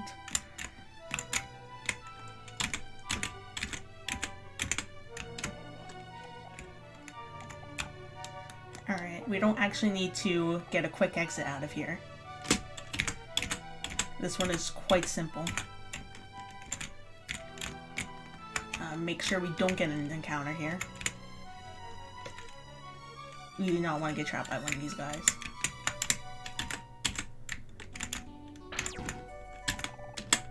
Yeah, I was trying to avoid this cutscene. If you skip all of them perfectly, you will not get this cutscene.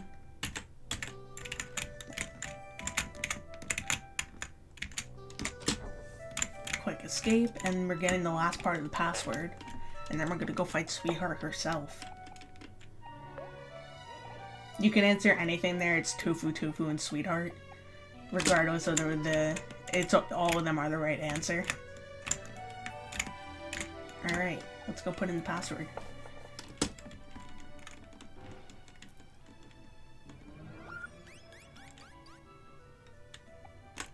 Also, I know it's hard to believe that, but Sweetheart is an actual donut. Like, that's her actual species.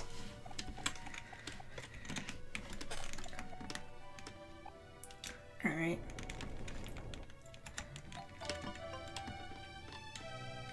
So we're gonna get some items here to help make the fight easier. First we're gonna heal, because we did get a bit of damage taken away when we ran into that laser. We're gonna use Hero in order to get a discount. We're going to get 3 life jams, many poetry books,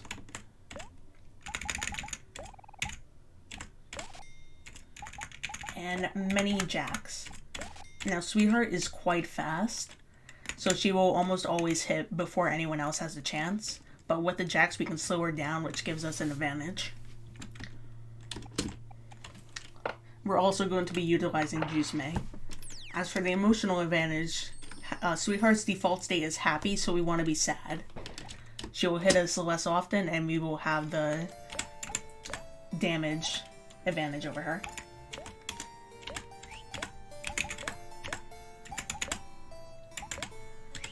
Which is why we have Rain Cloud. Since it makes everyone sad at once.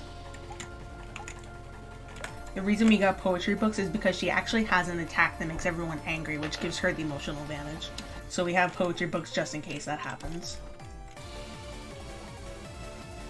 And as you can see, Juice Me is doing a lot of damage.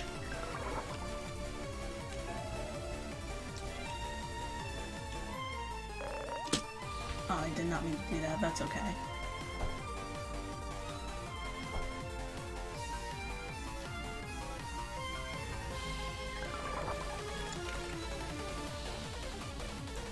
Oh, he said slow her down a bit. Okay.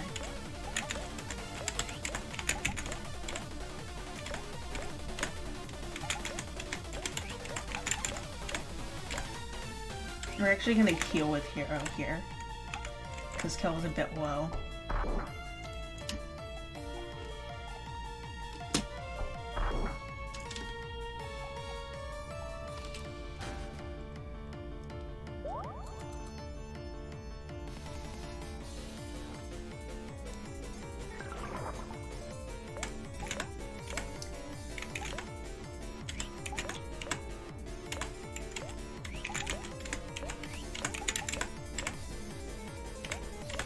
So I actually hit with OMORI there because, as you saw, we now have 10, which means release energy, although Aubrey's dead, so we have to revive her before we can do that.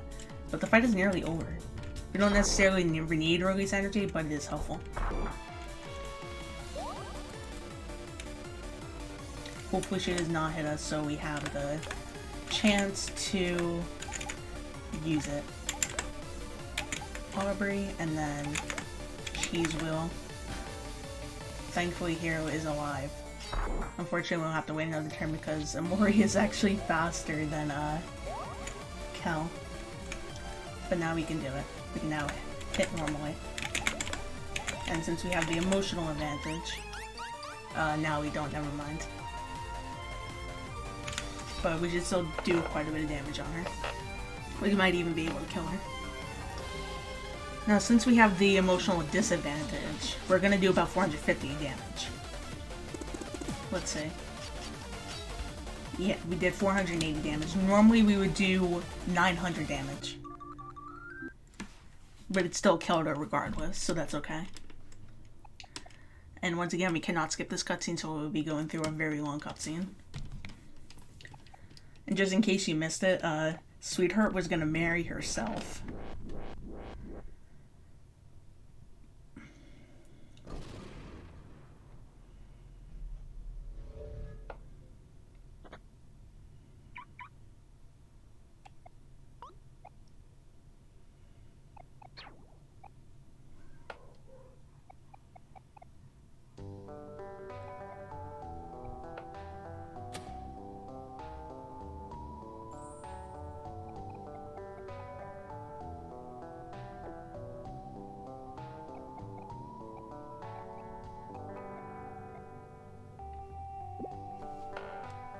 And you can see their kiss is censored.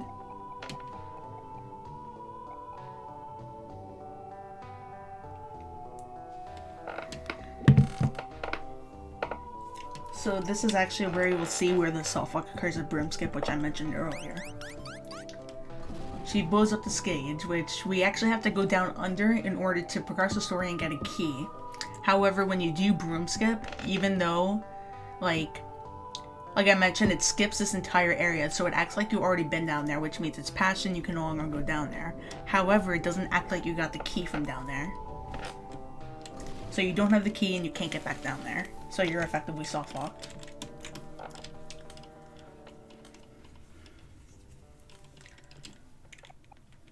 It is worth noting that Broomskip can only be done on the earlier versions. It is one of the patch glitches that are, that you cannot do in versions 1.07 and 1.08.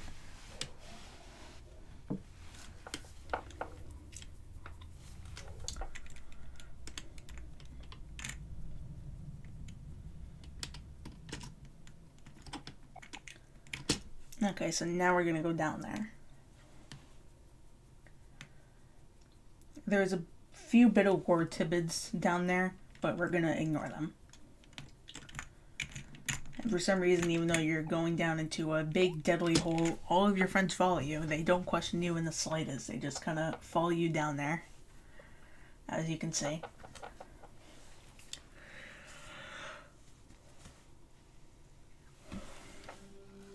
However, even with the support of your friends, eventually you have to go through your fears and your problems yourself. Only you can do them. Only you can face them properly. But that doesn't mean the support of your friends is a bad thing to have.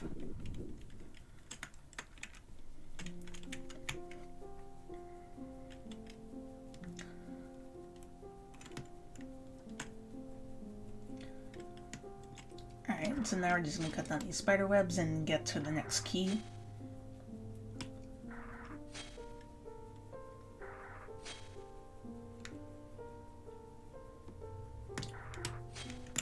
Mari can appear on either side of the stairwell. It's 50-50 where she appears. Alright, so now we're going to get the L key.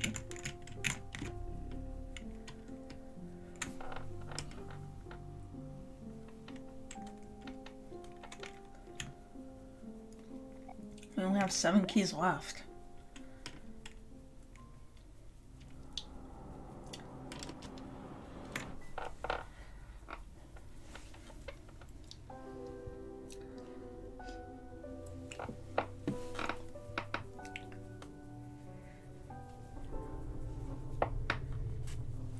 Alright, now we're gonna go back to the real world. Since it's no longer nighttime, we finished nighttime during that entire segment. We don't have to worry about it being in the toy box, because we're skipping the entire story.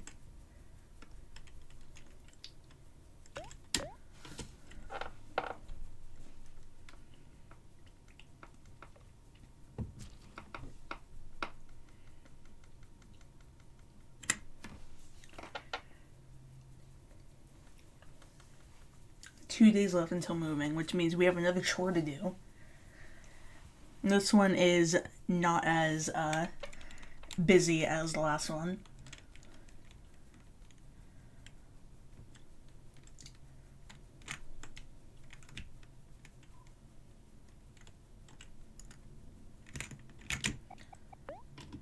Alright, we're gonna wash the dishes this time, which means you pretty much stand here and wash the dishes. That's it. It'll give you a list of dishes. You choose which one to clean, and then you clean it, and then you do the next one. Now, there is a chance that you break the dish, which loses time. It is completely random. There's nothing you can do about it. So hopefully we do not break any dishes. Especially with how many dishes there are. You'll be able to tell when a dish breaks when the screen rattles.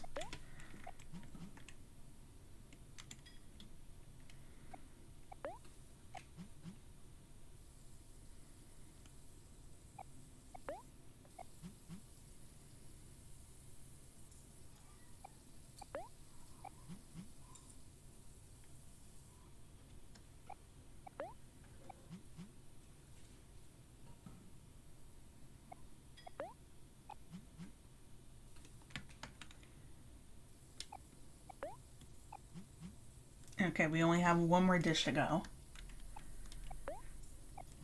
Yeah, this is not a particularly exciting chore. And it seems we broke no dishes, which is great. Alright, and now it's time to take a bath. And you can see, remember the theme of this. Each chore somehow resonates to overcoming a fear. And the last fear we have yet to go over is fear of drowning. Which makes me wonder how he takes a bath if going into any type of water would trigger that fear.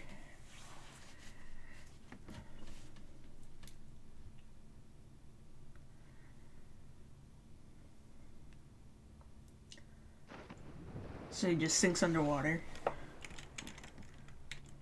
Probably not actually, it's probably just daydreaming. Sonny is very good at that. But now the entire house is underwater.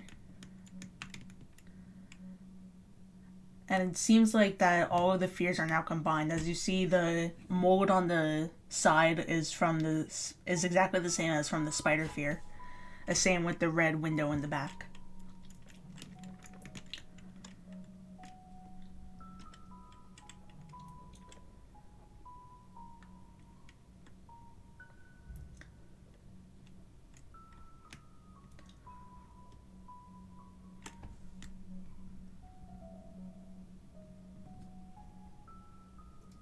There does not seem to be any hand imagery, at least as of yet, to remind us of fear of heights.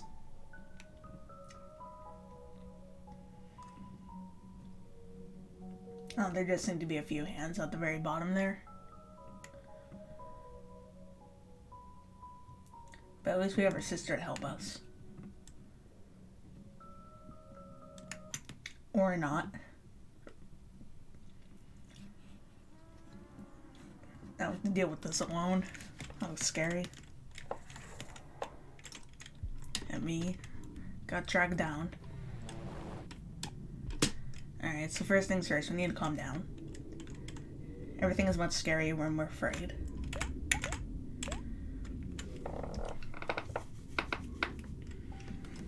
But that didn't help us, but that didn't help us last time either.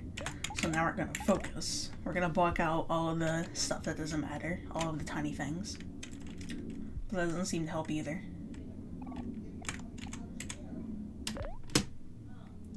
You don't necessarily need to do that again. That's just how I ended up doing it. Okay, so now we learn how to persist. It is worth noting that you do need to calm down and focus before each action on this fight. Same with calm down in the last fight. So now we're going to persist through all of this.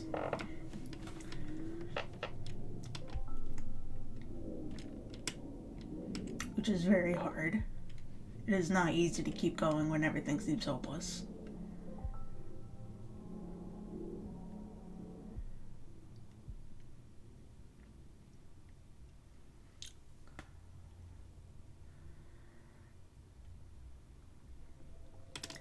So the reason behind his fear of drowning and fear of spiders is because he actually got a spider stuck on his head, and then he tripped into the lake trying to get the spider out, and he nearly drowned. But his sister saved him, as you can see here. Now it's nighttime. So there's one thing I want to mention. There is a 50-50 chance every time after one of these events in your bedroom that something will appear in your bed and you cannot go to bed. Let's see if it happens. Nope. If that happens, you have to actually go back out of your room and then come back in. Seems there's something next to our bed.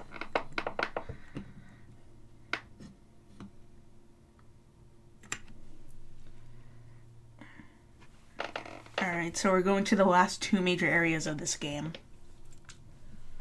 One of them is quick, one of them is a bit longer.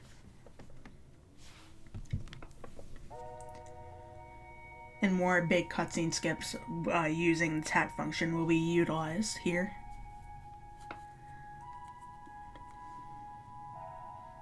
And we'll also be getting the rest of the keys and going into the end game.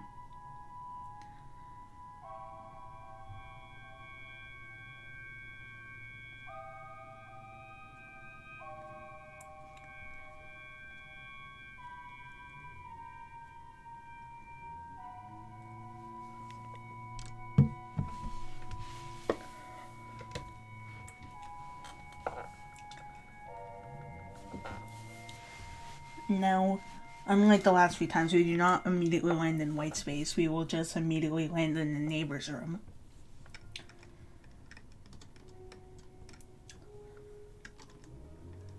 This is also the last time we will be in the neighbor's room. It seems like our friends aren't here. I wonder where they are. So we haven't gone up here yet. Seems like Kel is here. Now this is one of the other major differences that you'll see in the Sunny and OMORI route. In the OMORI route, Kel shows up here. And the Sunny route, Mari shows up here to guide you. Now that we're over our fear of drowning, we can go ahead and go over with a little help from our friends.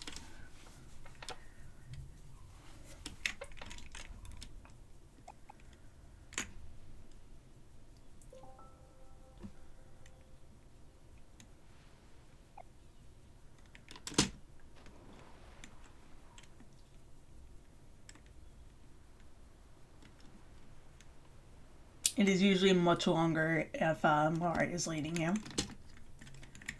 But like I said, we ignore most of the story around here, so that's what we're doing. So we're going down a well in order to get into the underwater area of the game.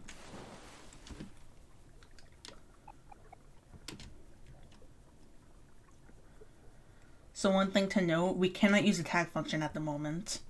If you have only OMORI and Kel, you cannot use it. We cannot tag between each other, which means we cannot use the tag hotkey and therefore we cannot use the tag skip. This will be re-enabled shortly, but we cannot use it at the moment.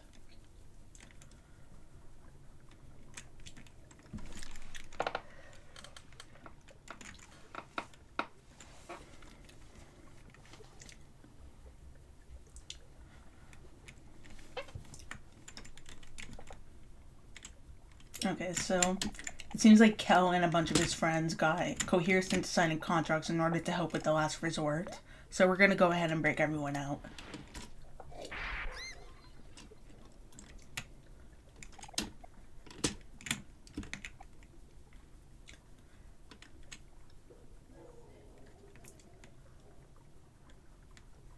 We need to do 3 things before we go into the last resort, however.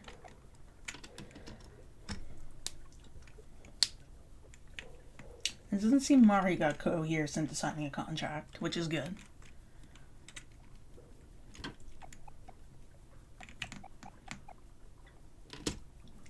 Alright, so first things, we're going to talk to Mari. We need to talk to our big sister.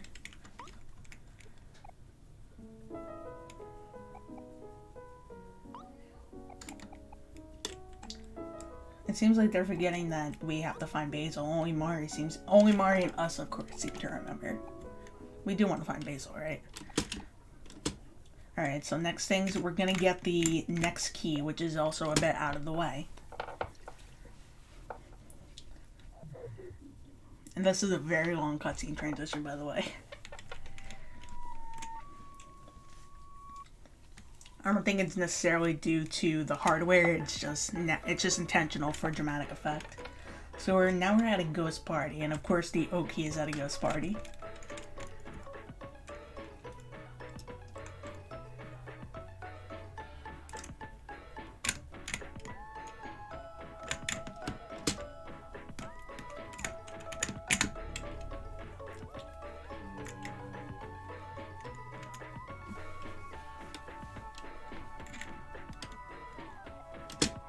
Got 5 keys left.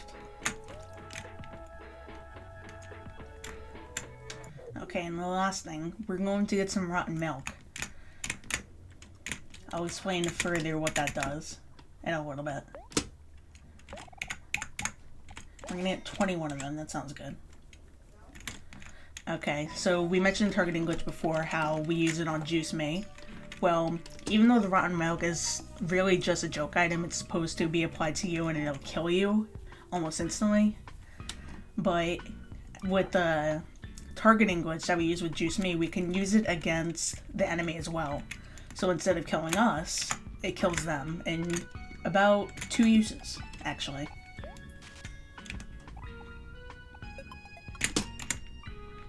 Alright, avoid that fight.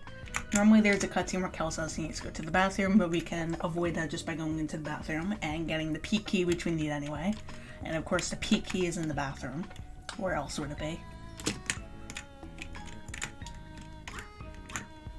Alright, this is where the tag function gets re-enabled, so we can use it here now. But we need to go to the 5th floor to get Aubrey and Hero. But unfortunately, Kel lost his cool card key, which allowed him to go to the 5th floor, so now we have to go and find one. We have to go find and hope someone lost theirs.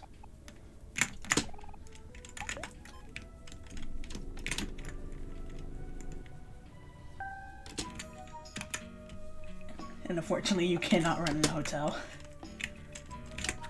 Or rather, a casino. Hotel? Casino? Hotel? Question mark? Alright, so now we're gonna go pick up Aubrey.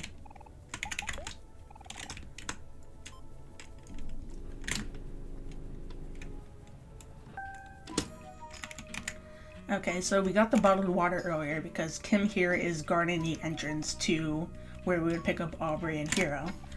And she will only let us go if we get her a bottled water. So we went and picked one up real quick. Thankfully, we had the money for it.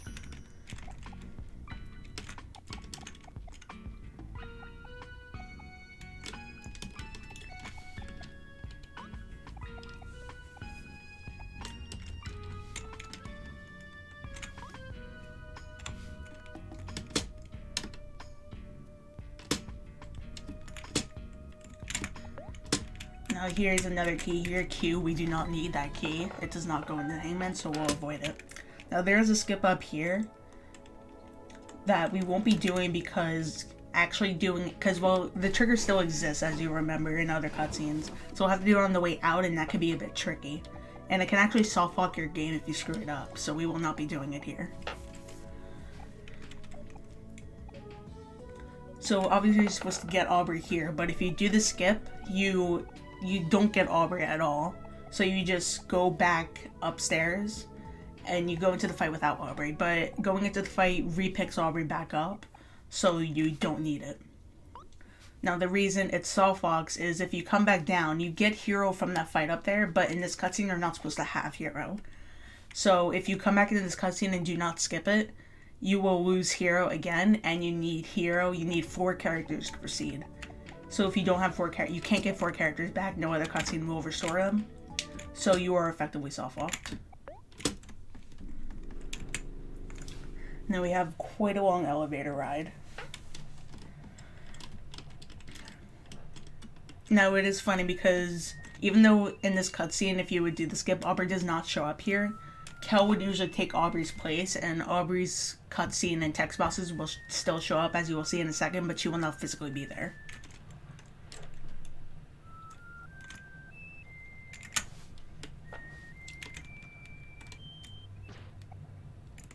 Okay, and now we're gonna go into the Jossum fight. So Jossum is an interesting fight because along with himself, he has true cronies working next to him. You have to normally you have to get rid of the cronies in order to hit Jossum. But with the Rotten Milk glitch, you can just hit Jossum immediately without having to worry about that. However, due to how the fight works, you still need to kill the cronies in order to officially finish the fight. So even though Jossum is dead, the fight won't be finished, as you will see in a second.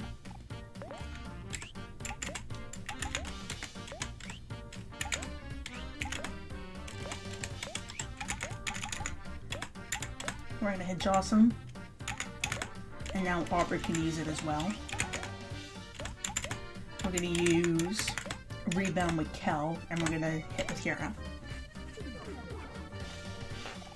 So we're hitting Jossum, and it's not hitting the others.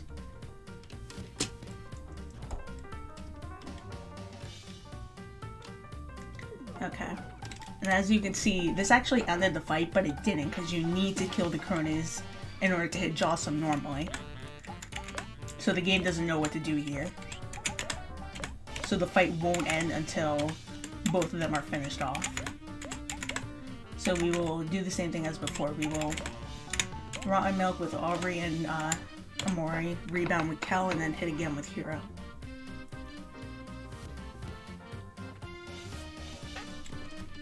Which will finish him off.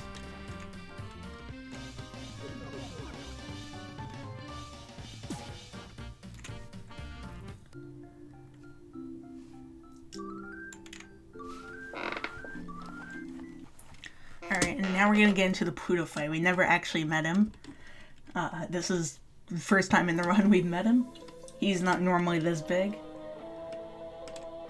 But you'll see the full extent of what the Rotten Milk can do during this fight. It always takes away half of the enemy's HP. And then it'll take the other half the second time you use it.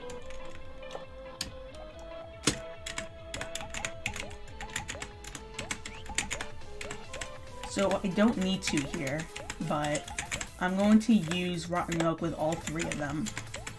There is a small chance that Kel can actually die during this round. Therefore, he won't be able to use the Rotten Milk as fast as he can. In which case, Aubrey will have to take place, even though Kel's attack is faster. Yeah, as you can see, Kel died right here, so he couldn't use it. So Aubrey had to use it in his place.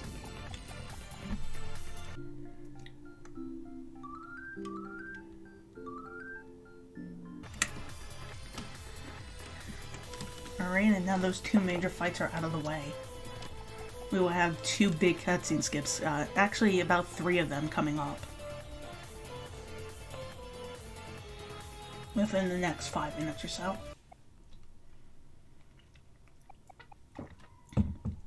So anyways, after we beat all of them up, Jossum agrees to get rid of their contracts, and therefore they can now leave the establishment and search for their friend.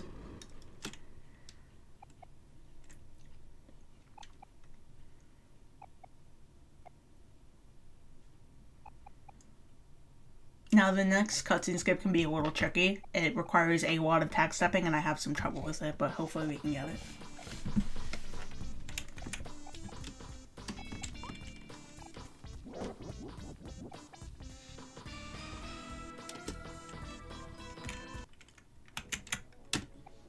And we're gonna get a VIP keycard. Remember how long it took to get here last time? I don't think elevator's supposed to do that. But look how quick we got down here. And they found a new secretary already.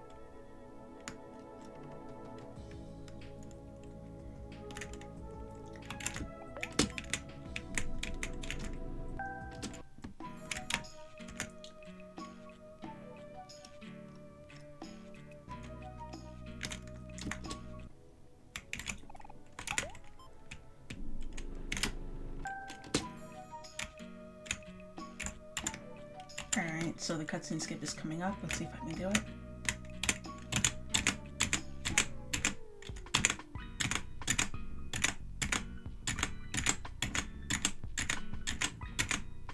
Alright, usually there's a 2-minute cutscene there where they're trying to remember Basil and making of a coloring drawing of him to remember, to see if anyone knows what he looks like and see if they know where he is. But we skip right past that. Now we have 4 people to carpool, and we can now enter the underwater highway. Hero will also be helpful here since, due to his ability to get discounts, we'll be able to go through most of the tolls. Usually you don't have enough money at this point, you have to go all the way around and through back way, and it's very slow. But with Hero's discounts, we should be able to avoid that.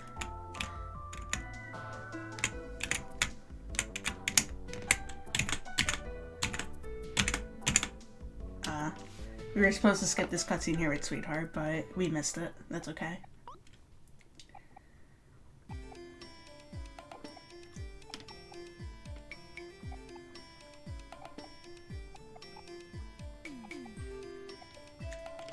But this will lead us into the next area, where Sweetheart apparently broke up with Space Boyfriend last time we saw her. And now she's going to an area with 3 witches to get herself a perfect partner.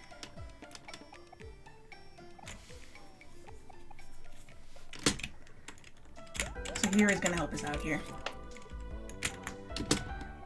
So you actually have to deny it first, and then go for it, in order for the person to recognize that you're a hero and that you're gonna get a discount. You should not accept it on the first try. Otherwise, it'll go by the normal amount of clams that you need to pay.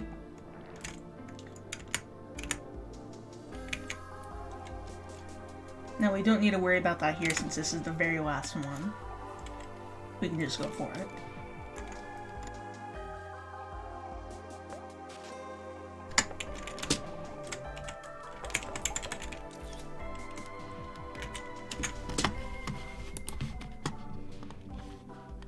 Alright, and we're gonna get the next key here, us.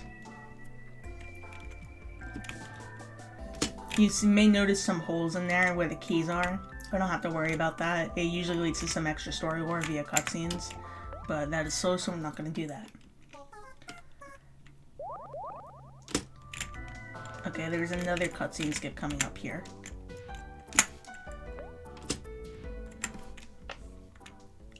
Let's see if we can get it.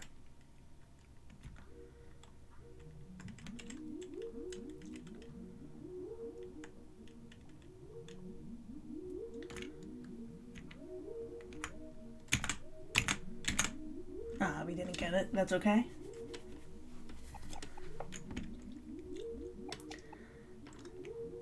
This leads to a rather important part of the story where it seems like everyone's forgetting about Basil. No one seems to remember what he looks like, or why they're trying to find him.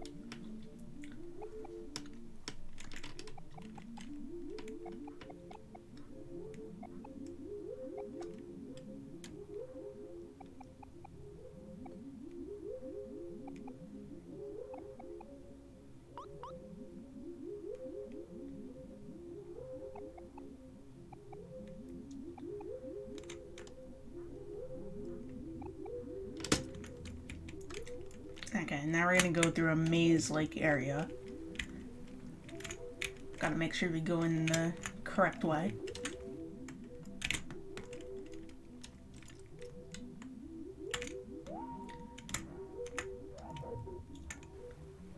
Now I know I went to the correct area because there is a small lake there with a watermelon in it. If you go in that direction, you're going in the right direction. And again, another place where it's clear they intended to have diagonal movement, but they just didn't, so you just kind of have to keep going back and forth.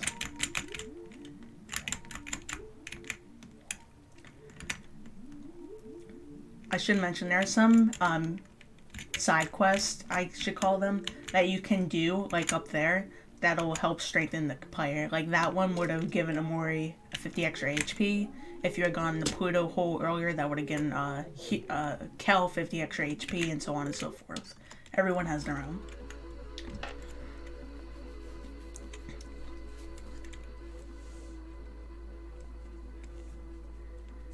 So, fun fact a lot of people may not know, those little black things in the ground with the eye, they're called little basils. Not sure why, but that's what they're called.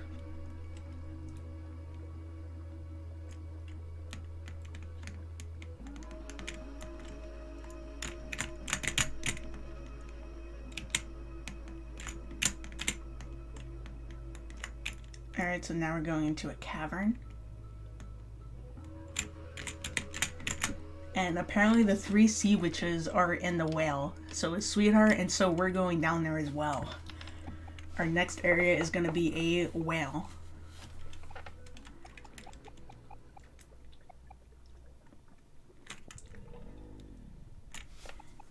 It doesn't seem big enough to fit all of us out here, but it's much bigger on the inside.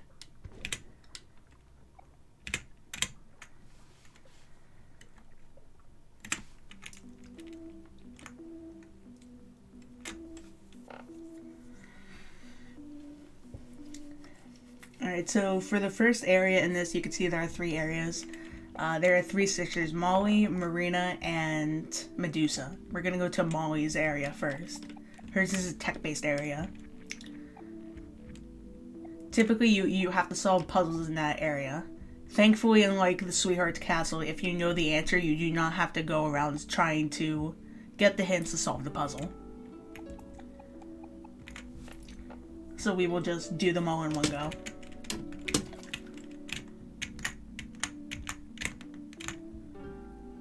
Another fun fact, that green over there was originally supposed to be red for blood, but they removed that.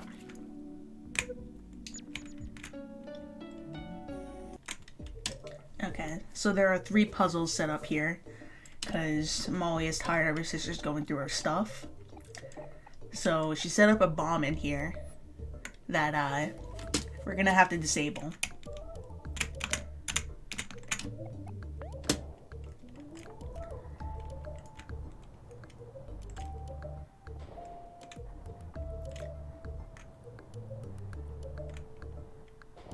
As you can see, that lit up, which means you're supposed to go down there to solve the puzzle, but we already know the answer.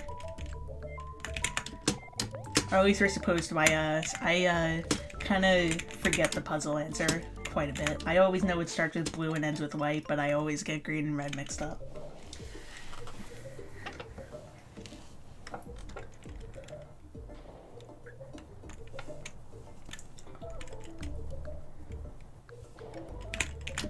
Alright, we're gonna do the next puzzle.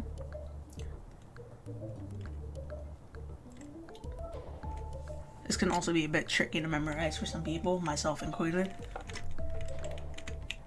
It's supposed to go in a clockwise position, but where you start always troubles me.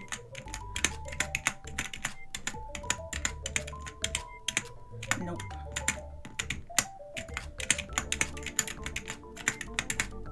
I wasn't pretty sure it's clockwise. Maybe not.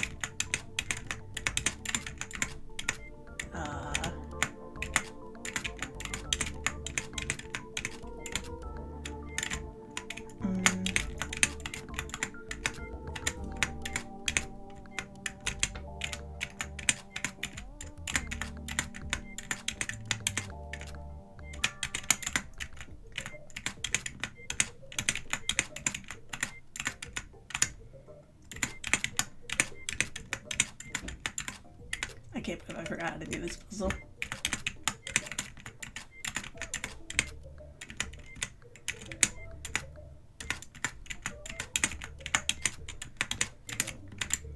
Okay.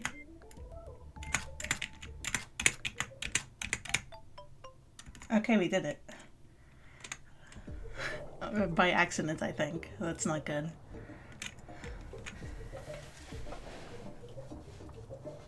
But that's alright. We'll just lose a little bit of time in this area. No, the last one is easy.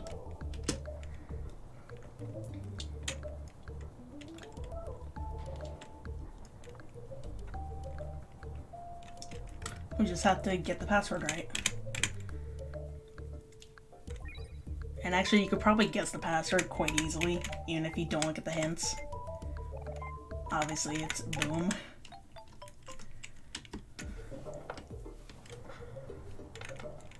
And with that, we're done with this area.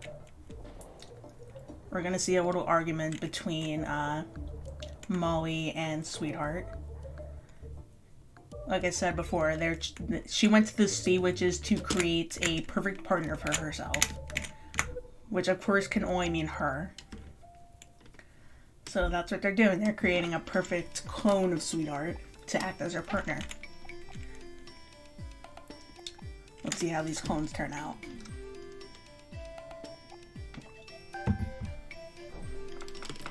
This one is Roboheart. She only talks in binary. There is an actual translation for that code, but I can't remember it on the top of my head. And clearly Sweetheart does not like that one. And she went off. By the way, I want to see what you guys think. First, what's your favorite of the Squid Girls, and which one is your favorite clone? Okay, so we're gonna go to Medusa's room next.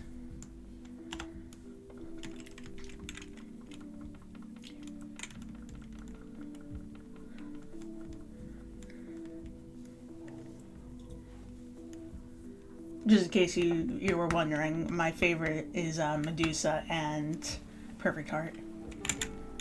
Although I do like Mutant Heart and I do like Molly. I'm not a huge fan of Marina. Or Roboheart for that matter of fact. Alright.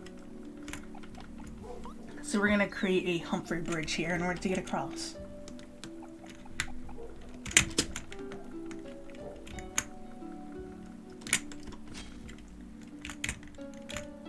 So first we need to actually get them down. And you can actually see what kills ability. Oh, well, actually no. Yeah, you can see what kills ability when you're supposed to do it in different directions, looks like, I should say. We were supposed to be introduced to that during at Sweetheart's Garden, but we never got around to that because we skipped all of it. It should also be noted that it is much easier to flee in this area than any other area. So battle shouldn't be a problem. Even if we do get caught. They're still quite easy to dodge.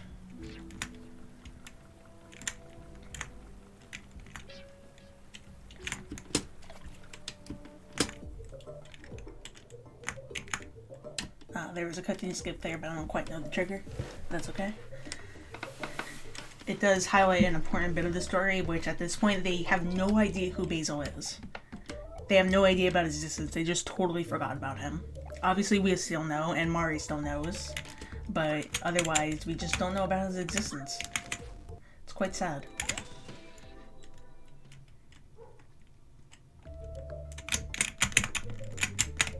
And this thing is kind of trapping us, okay?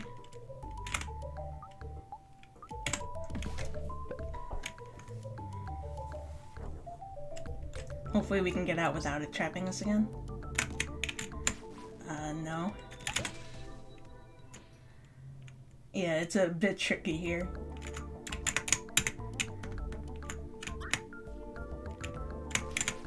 That's okay, it seems we can get out after this. Yeah, this is one of the... This is probably the biggest enemy that you will have trouble dodging. If you want to dodge it, obviously. And in speedruns you have to, but casually, you don't. But as you can see, we're dodging them. We're not dodging them. We're fleeing from them immediately in every fight, whereas before we had trouble with that.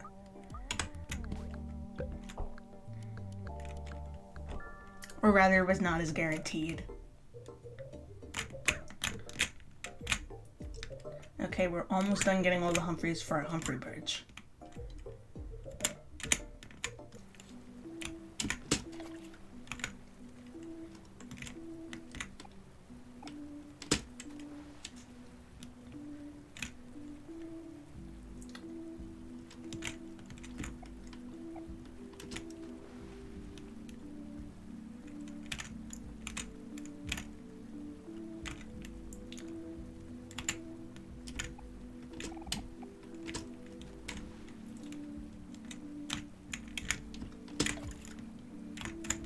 Alright, so now we have our own Humphrey bridge.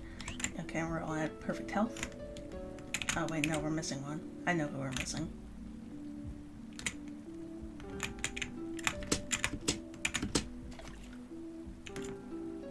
At least I think I know who we're missing. Yeah, there's one down here that we missed.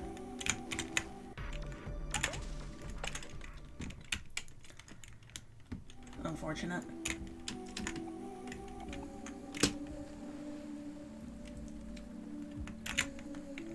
Okay, now we have all the Humphreys for the bridge.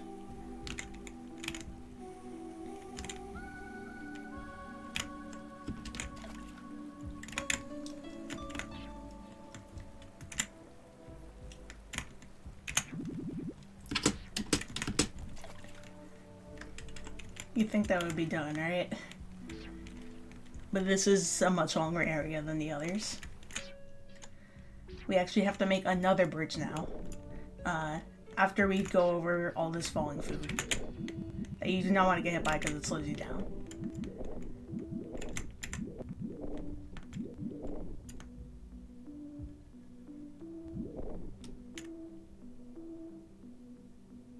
And one of them is just fishing up there. A sprout mole up there. Okay. So now we're going to go down a type of raft roller coaster. We'll have to go down it twice in order to get all the Humphreys that we need. And we also get a key here as well. Well, you can get a key here, I should say. There is an optional key here.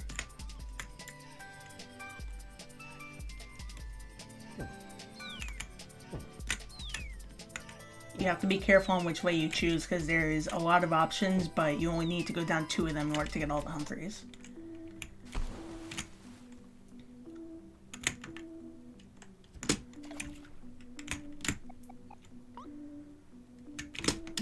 Alright.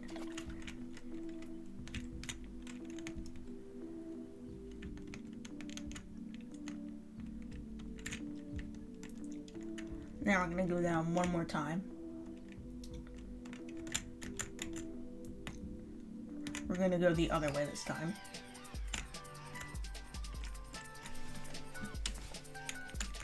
Thankfully, you can, even when you don't go in the, when going in the direction, you can usually see which Humphreys are where, so you make sure that you're going down the right direction.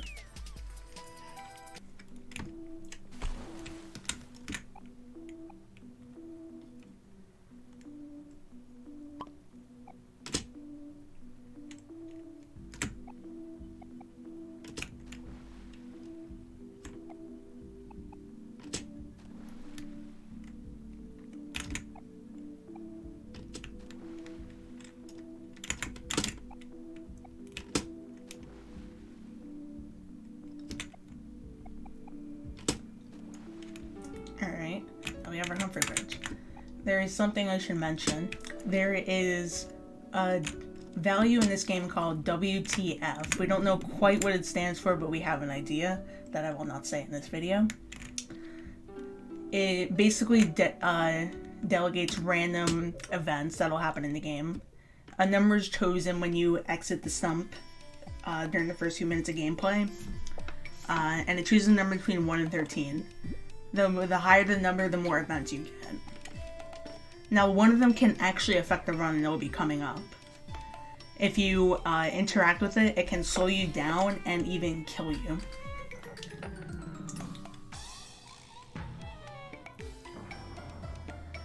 I will be noting that when the time comes. Although we do skip that, we will be trying to skip that section, I should say. So hopefully we will not have to deal with it. But that depends if my value is high enough. It may not be. It has to be, I think, 8 or higher in order for it to take effect.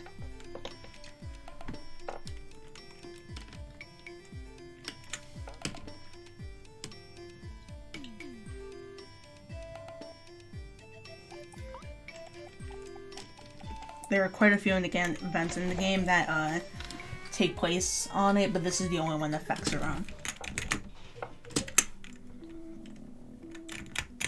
Alright, now we're going to Marina's room. We will have 2 other cutscene skips. If we can get them, of course.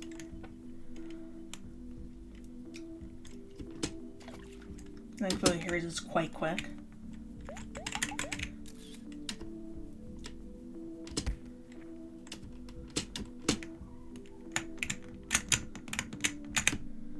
Alright, so we're gonna have to use the Humphreys to create bridges all over the place, so we will be going back and forth between the top ground and the bottom ground in order to create these bridges.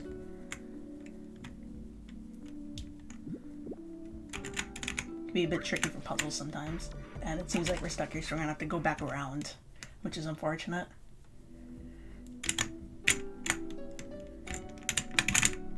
Okay, now we're gonna hit the bridge here in order to create a bridge upwards over there.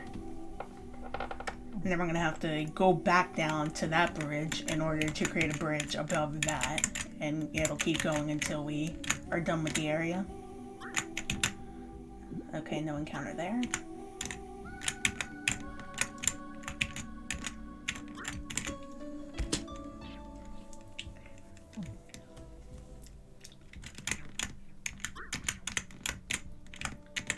Alright, and that's the last one.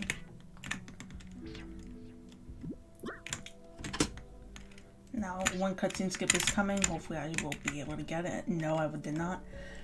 Hopefully I will be able to get the next one.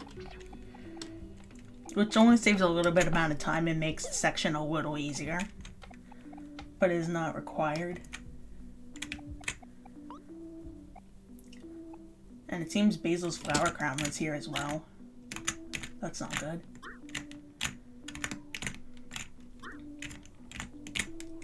Alright, let's see what value we got. Okay, so it is 8 or higher. You can see the bee up there.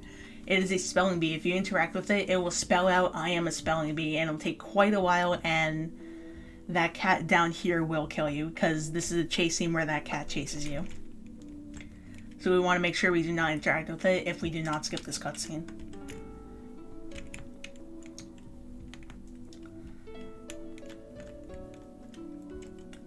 It is especially difficult when using turbo, since if you're holding turbo down, we did not skip it, so we have to make sure that we do not interact with that spelling bee. It'll especially be difficult as it gets darker, and we can't see as well.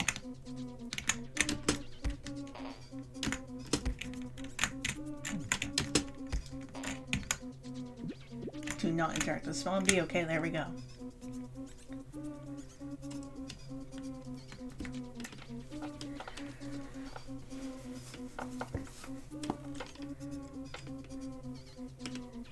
Thankfully, this thing was about to kill us, but let's see, a hot dog helped us out. And now we're gonna get to Marina, and this is the last room in the game. After that, we will fight them along with Humphrey, which will be very quick fights with the rotten milk. There is a small chance that can actually go wrong in Humphrey. There is a chance that Humphrey can kill you quick enough that you won't be able to use the rotten milk and then you will die. It is possible. It doesn't happen often, but it is possible. So we want to hope that doesn't happen. It is just totally up to RNG. There's nothing we can do about it.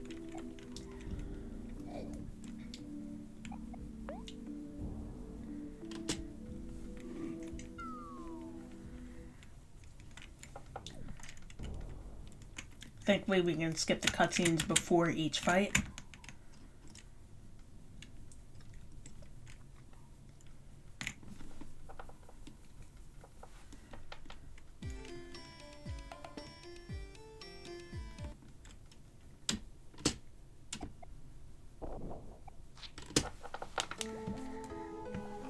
Just a little fun fact, these three girls are based on the music artist of this game called Slime Girls. They did a lot of the music of the game, and they did a very good job with it. Okay, so just for safety's sake, since it is possible again that Kel can die with his very low health. Kel has very low health. Aubrey is also going to use rotten milk. And Kel and Hero will do nothing since he can't do anything. He is pretty much useless at the second half of the game. Thankfully, we do not have to implement any status effects, emotional status effects, since it just killed them in 2 turns. Well, actually, no, 1 turn, but you know what I mean.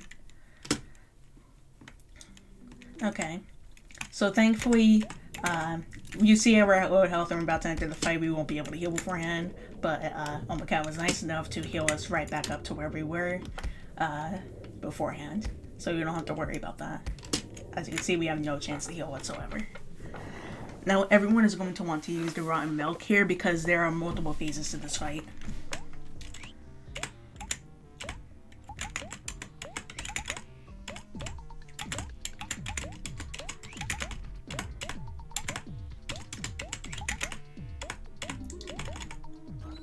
there are 3 phases to this fight, so we will have to hit him 6 times. That's 2 down. That's 1 phase down.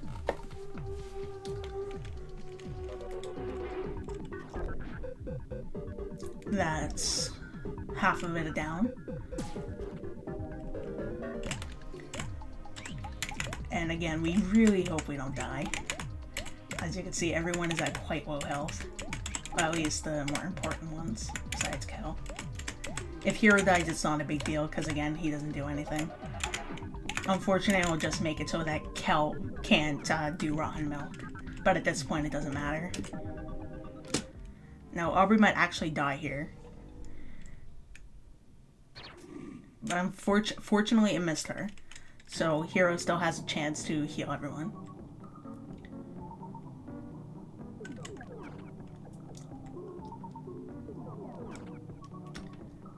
And actually, the fight's over. If it had killed Aubrey there, we would have taken another turn, and that would have been another chance for us to die, but fortunately, it did not get to that. The fight is over. You just have to hit 1 lance, hit just round regular hit here. We can do like the least amount of damage needed. It'll be fine. Because I mean, to be fair, hitting anyone's uvula would probably cause them a lot of pain.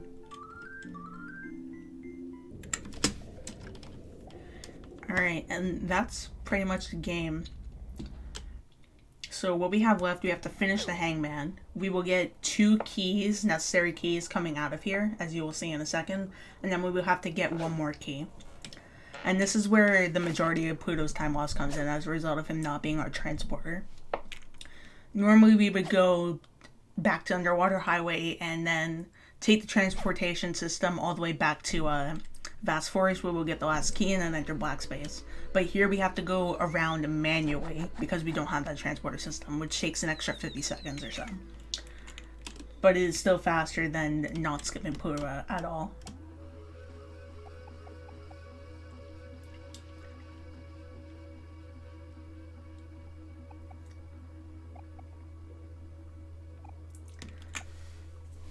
Now, normally with that whirlpool over there, we would get a long, lengthy cutscene where we would be instantly transported back to Vast Forest, but that is still slower than just going back there normally. Like going down instead of up. Alright, so we want to get the keys first.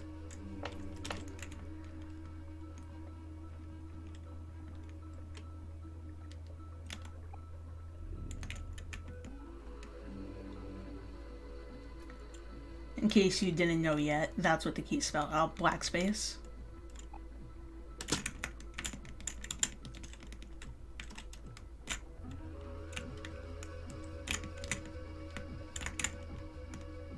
Now, the reason why it's so fast, we don't actually have to go through all of Deeper Well again. There's a whirlpool right here that takes us back to Last Resort.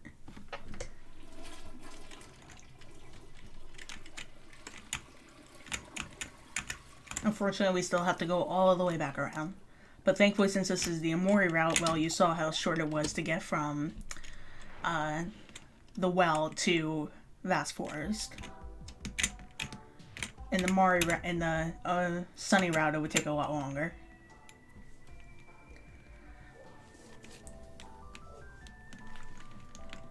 Due to all the boardwalks that would have been present due to Mari being there.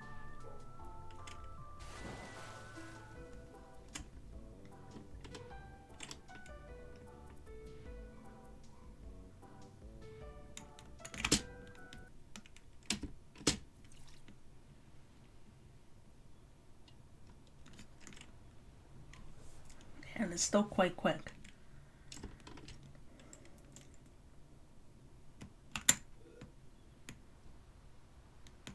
Alright, so the last key is in Vast Forest. There is one area we haven't gone that also leads to a ladder. It seems all our friends are missing. Oh well. Okay, so we're gonna go here. As you can see, the red is leading us directly to the key. There is an optional fight up here that we won't be taking because there's no reason to. But it is quite good music. And of course, the last key.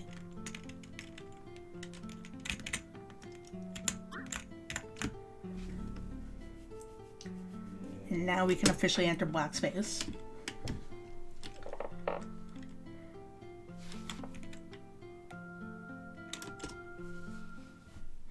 Now this is just a cutscene of showing where you need to go next. You finish the hangman.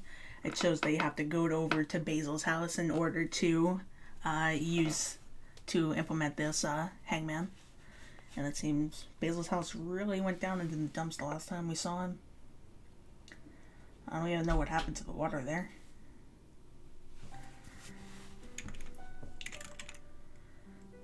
And his house is just completely ruined. Even his floor is falling apart. I don't think that's normal for Forest to do.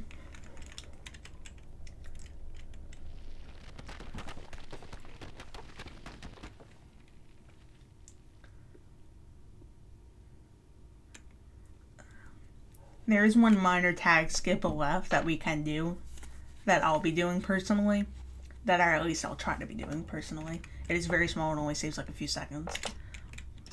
But as for glitches, that's pretty much it. There's only one major area left of the game, and a lot of it is walking around and interacting with things.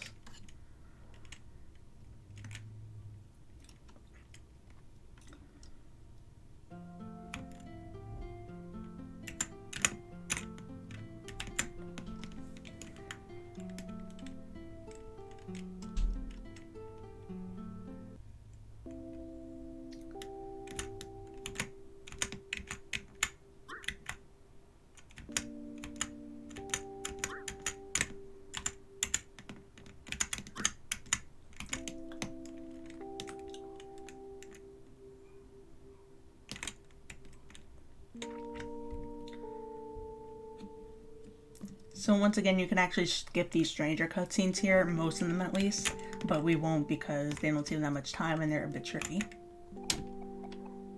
As for these text boxes, in the tutorial way back when, in the first 20 minutes, if you had interacted with the flowers back then, you would have gotten all this text, but you didn't, so this is the first time you'll be seeing it. You could skip all of these except this one here. No, not this one. Except this one here. If you do skip it, you cannot enter black space, which means you are soft locked out of the game until you get back into it.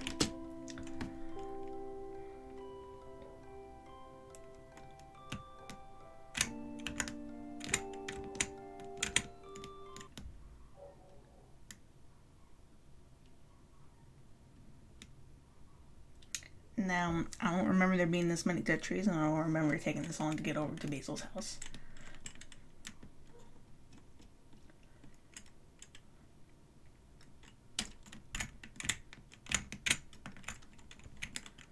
Okay, let's see if I can get it. Okay, I got it. And that'll be pretty much the last tag step in the... That'll be the last tag step skip in the game. And now we're gonna fall down here.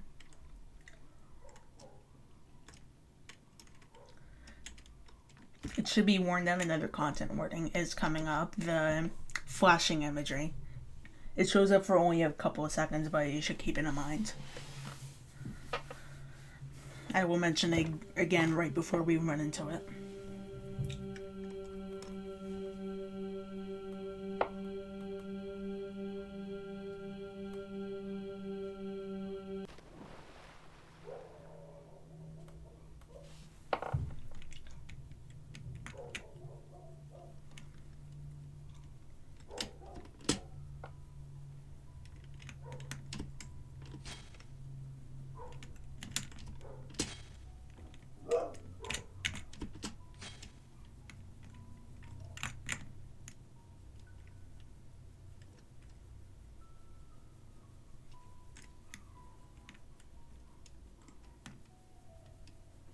And also a jump scare here, one of the few jump scares you will see in this run.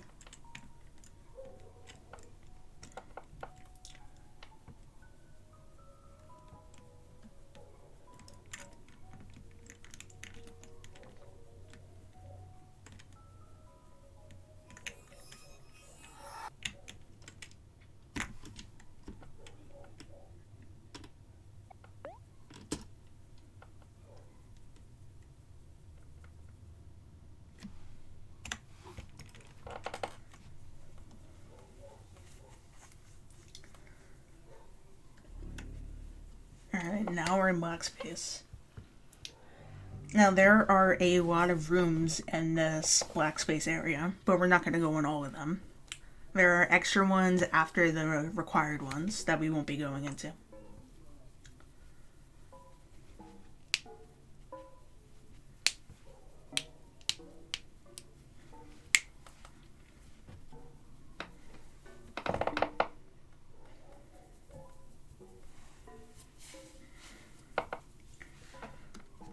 It should be mentioned also that some content warnings are coming up and that we will be stabbing ourselves more often, as that is the only way to get out of the rooms. Along with red hands. Okay, so this is this the room? No, this is not the room. Okay, so throughout this black space, you're really supposed to be interacting with Basil to getting his opinion, or rather Shadow Basil, I should say, getting his opinion on everything, and what he thinks of the area and what's going on, but we're gonna mostly just ignore him. It is fully an option.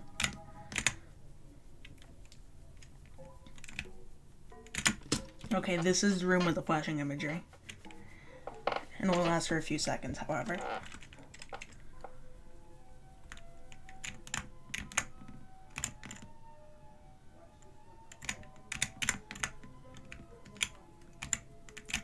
Yeah, see, you're supposed to talk. Yeah, I talked to Basil on accident. That's okay. But normally you just ignore him. Okay, finding a red hand. That's normally what you're supposed to do, but they can be difficult to find sometimes. Okay, the flashing imagery is over.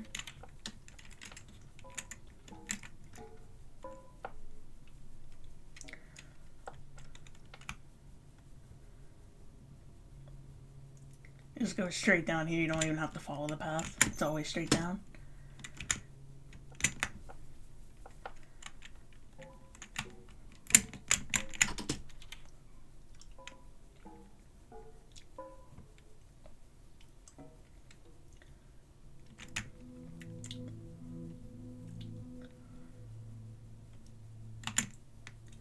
Once again, you're supposed to talk to Basil here, but we're not going to do that. Just going to ignore him. Okay, now to find another red hand, here we go. As you can see, there are a lot of doors, but we're not going through all of them.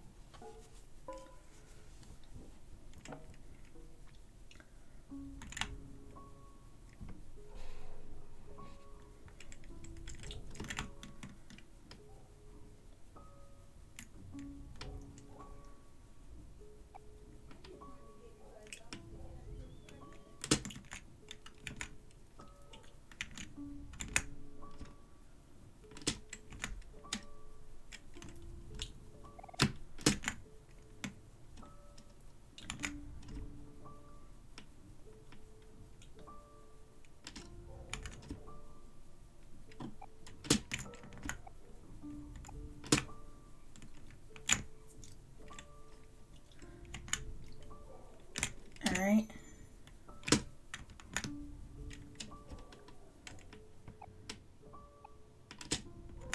Now get some red hands to get out of here.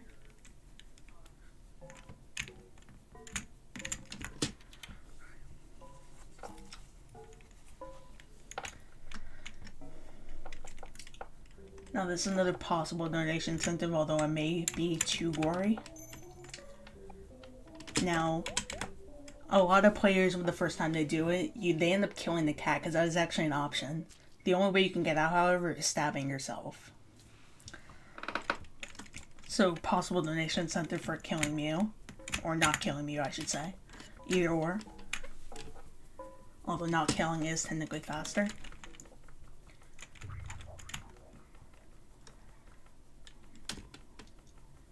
Again, there will be slightly more gore coming up in this area. Kind of. I mean, if you're fine with watermelons, you'll probably be fine with this, so to speak. I should say, if you were fine with us cutting the watermelons earlier and the imagery that was associated with that, you will probably be fine with this.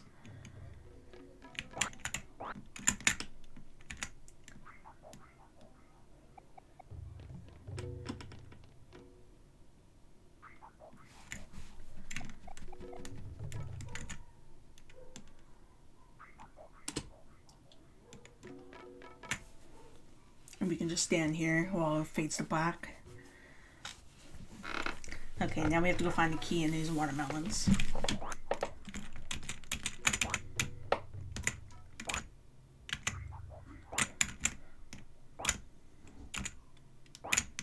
Unfortunately, eventually Basil gets cut like a watermelon himself, and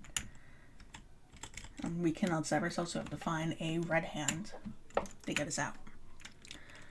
And quite a few of the next few rooms will transition in this fashion where Basil is accidentally getting killed, which results in a few gory areas.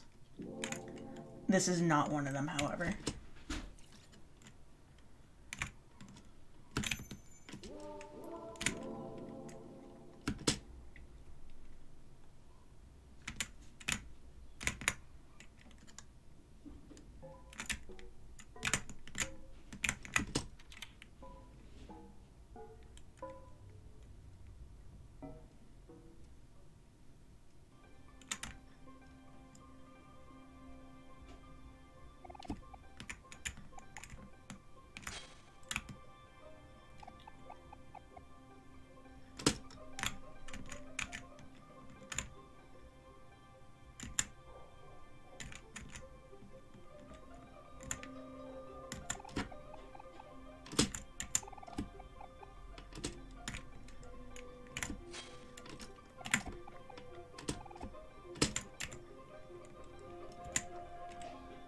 And this one, he will be consumed by spiders, although there is no particular gore in this area.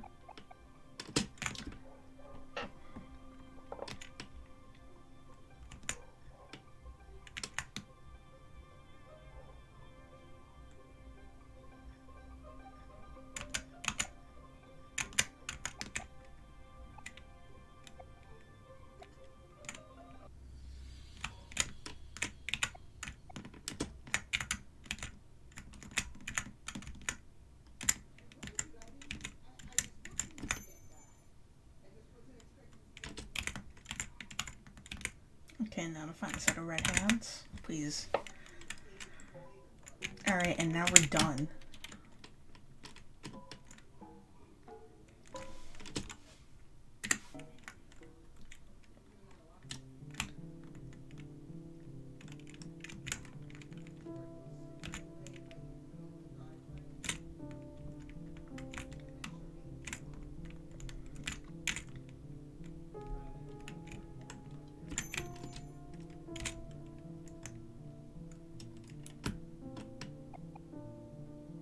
This is also where the route greatly differs, which you will see in a second.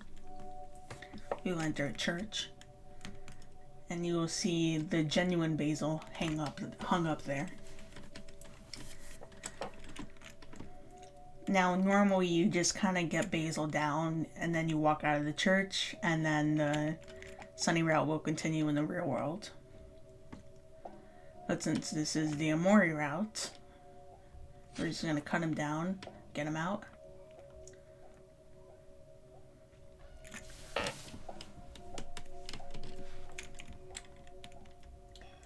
Stranger's going to scold us a little bit.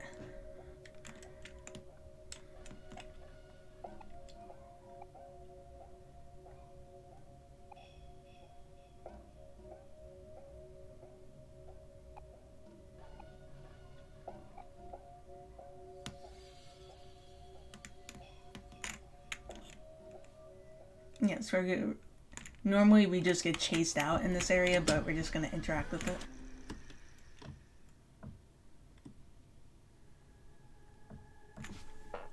Which is a bit faster.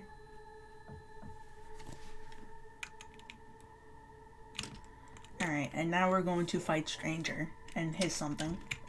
Well, fight on fight. Quote unquote fight.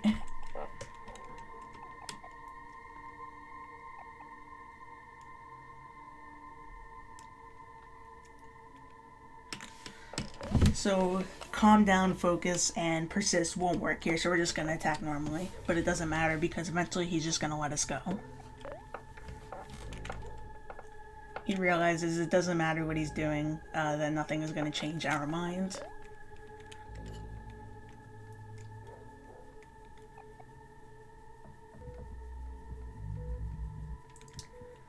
And Sunny realizes him as himself is weak and becomes his idolized self, OMORI. And that's how he views himself from now on. One who can stand up to stranger.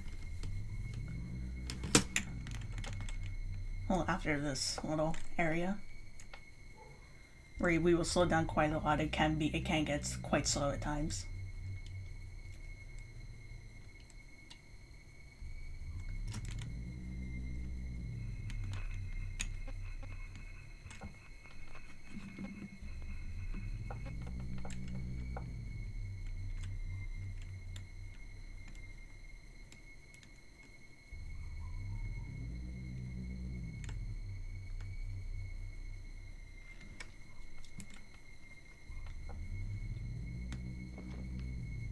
Yeah, we will be slowing down quite a bit here.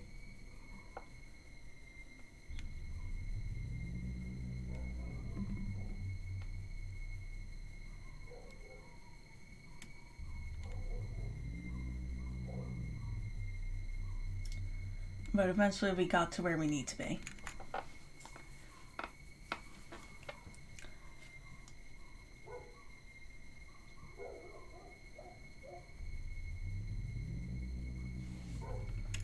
And they fuse into one, so to speak.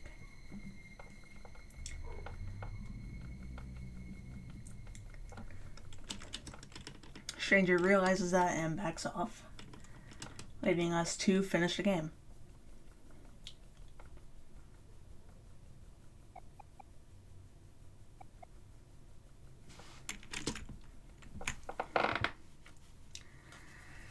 So this happened entirely separate from Basil and OMORI, even though that in itself is a daydream.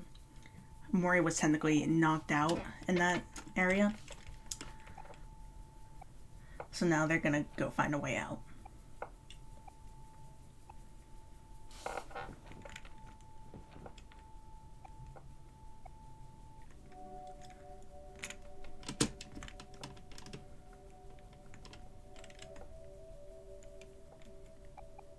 Oh, by the way, that little white area on the back, it looked like a bald spot. I know it's his neck, but it looks like a bald spot. Okay. And now we're gonna get out.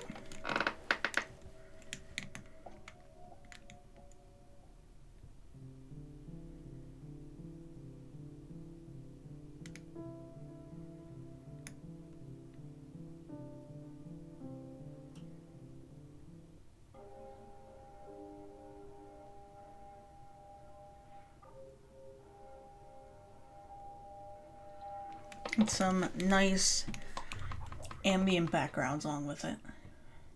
Some are a little creepy, but mostly they're nice.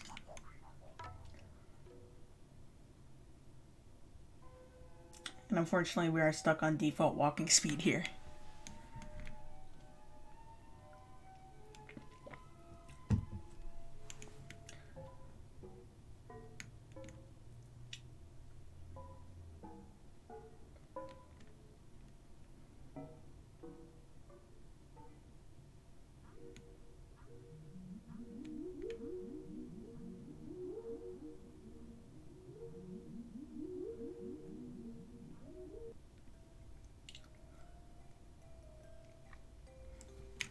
Alright, now we're going up to one of the nicest scenes in the game.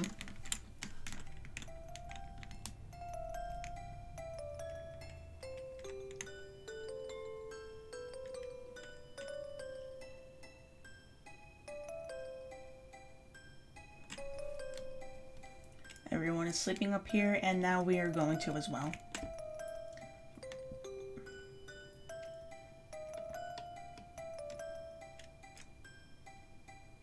Unfortunately, it leads into something not so nice.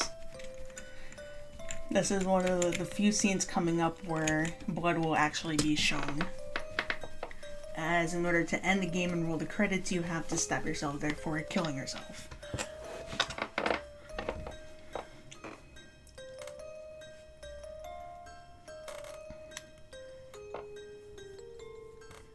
Now, you can go around, you can do your last tour and then move away normally with your mom, but this is faster.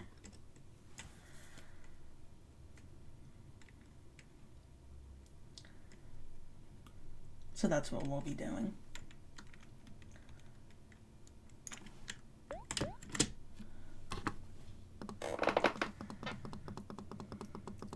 So yes, this will be that would be the big gore section part of the game. You could see a little bit of it, some blood will spool around him. It is pixelated, so it's not as bad, but it is something to be wary of. So yes, that is OMORI any percent glitch. This is my SGDQ submission and general marathon submission. So yeah, thank you for watching.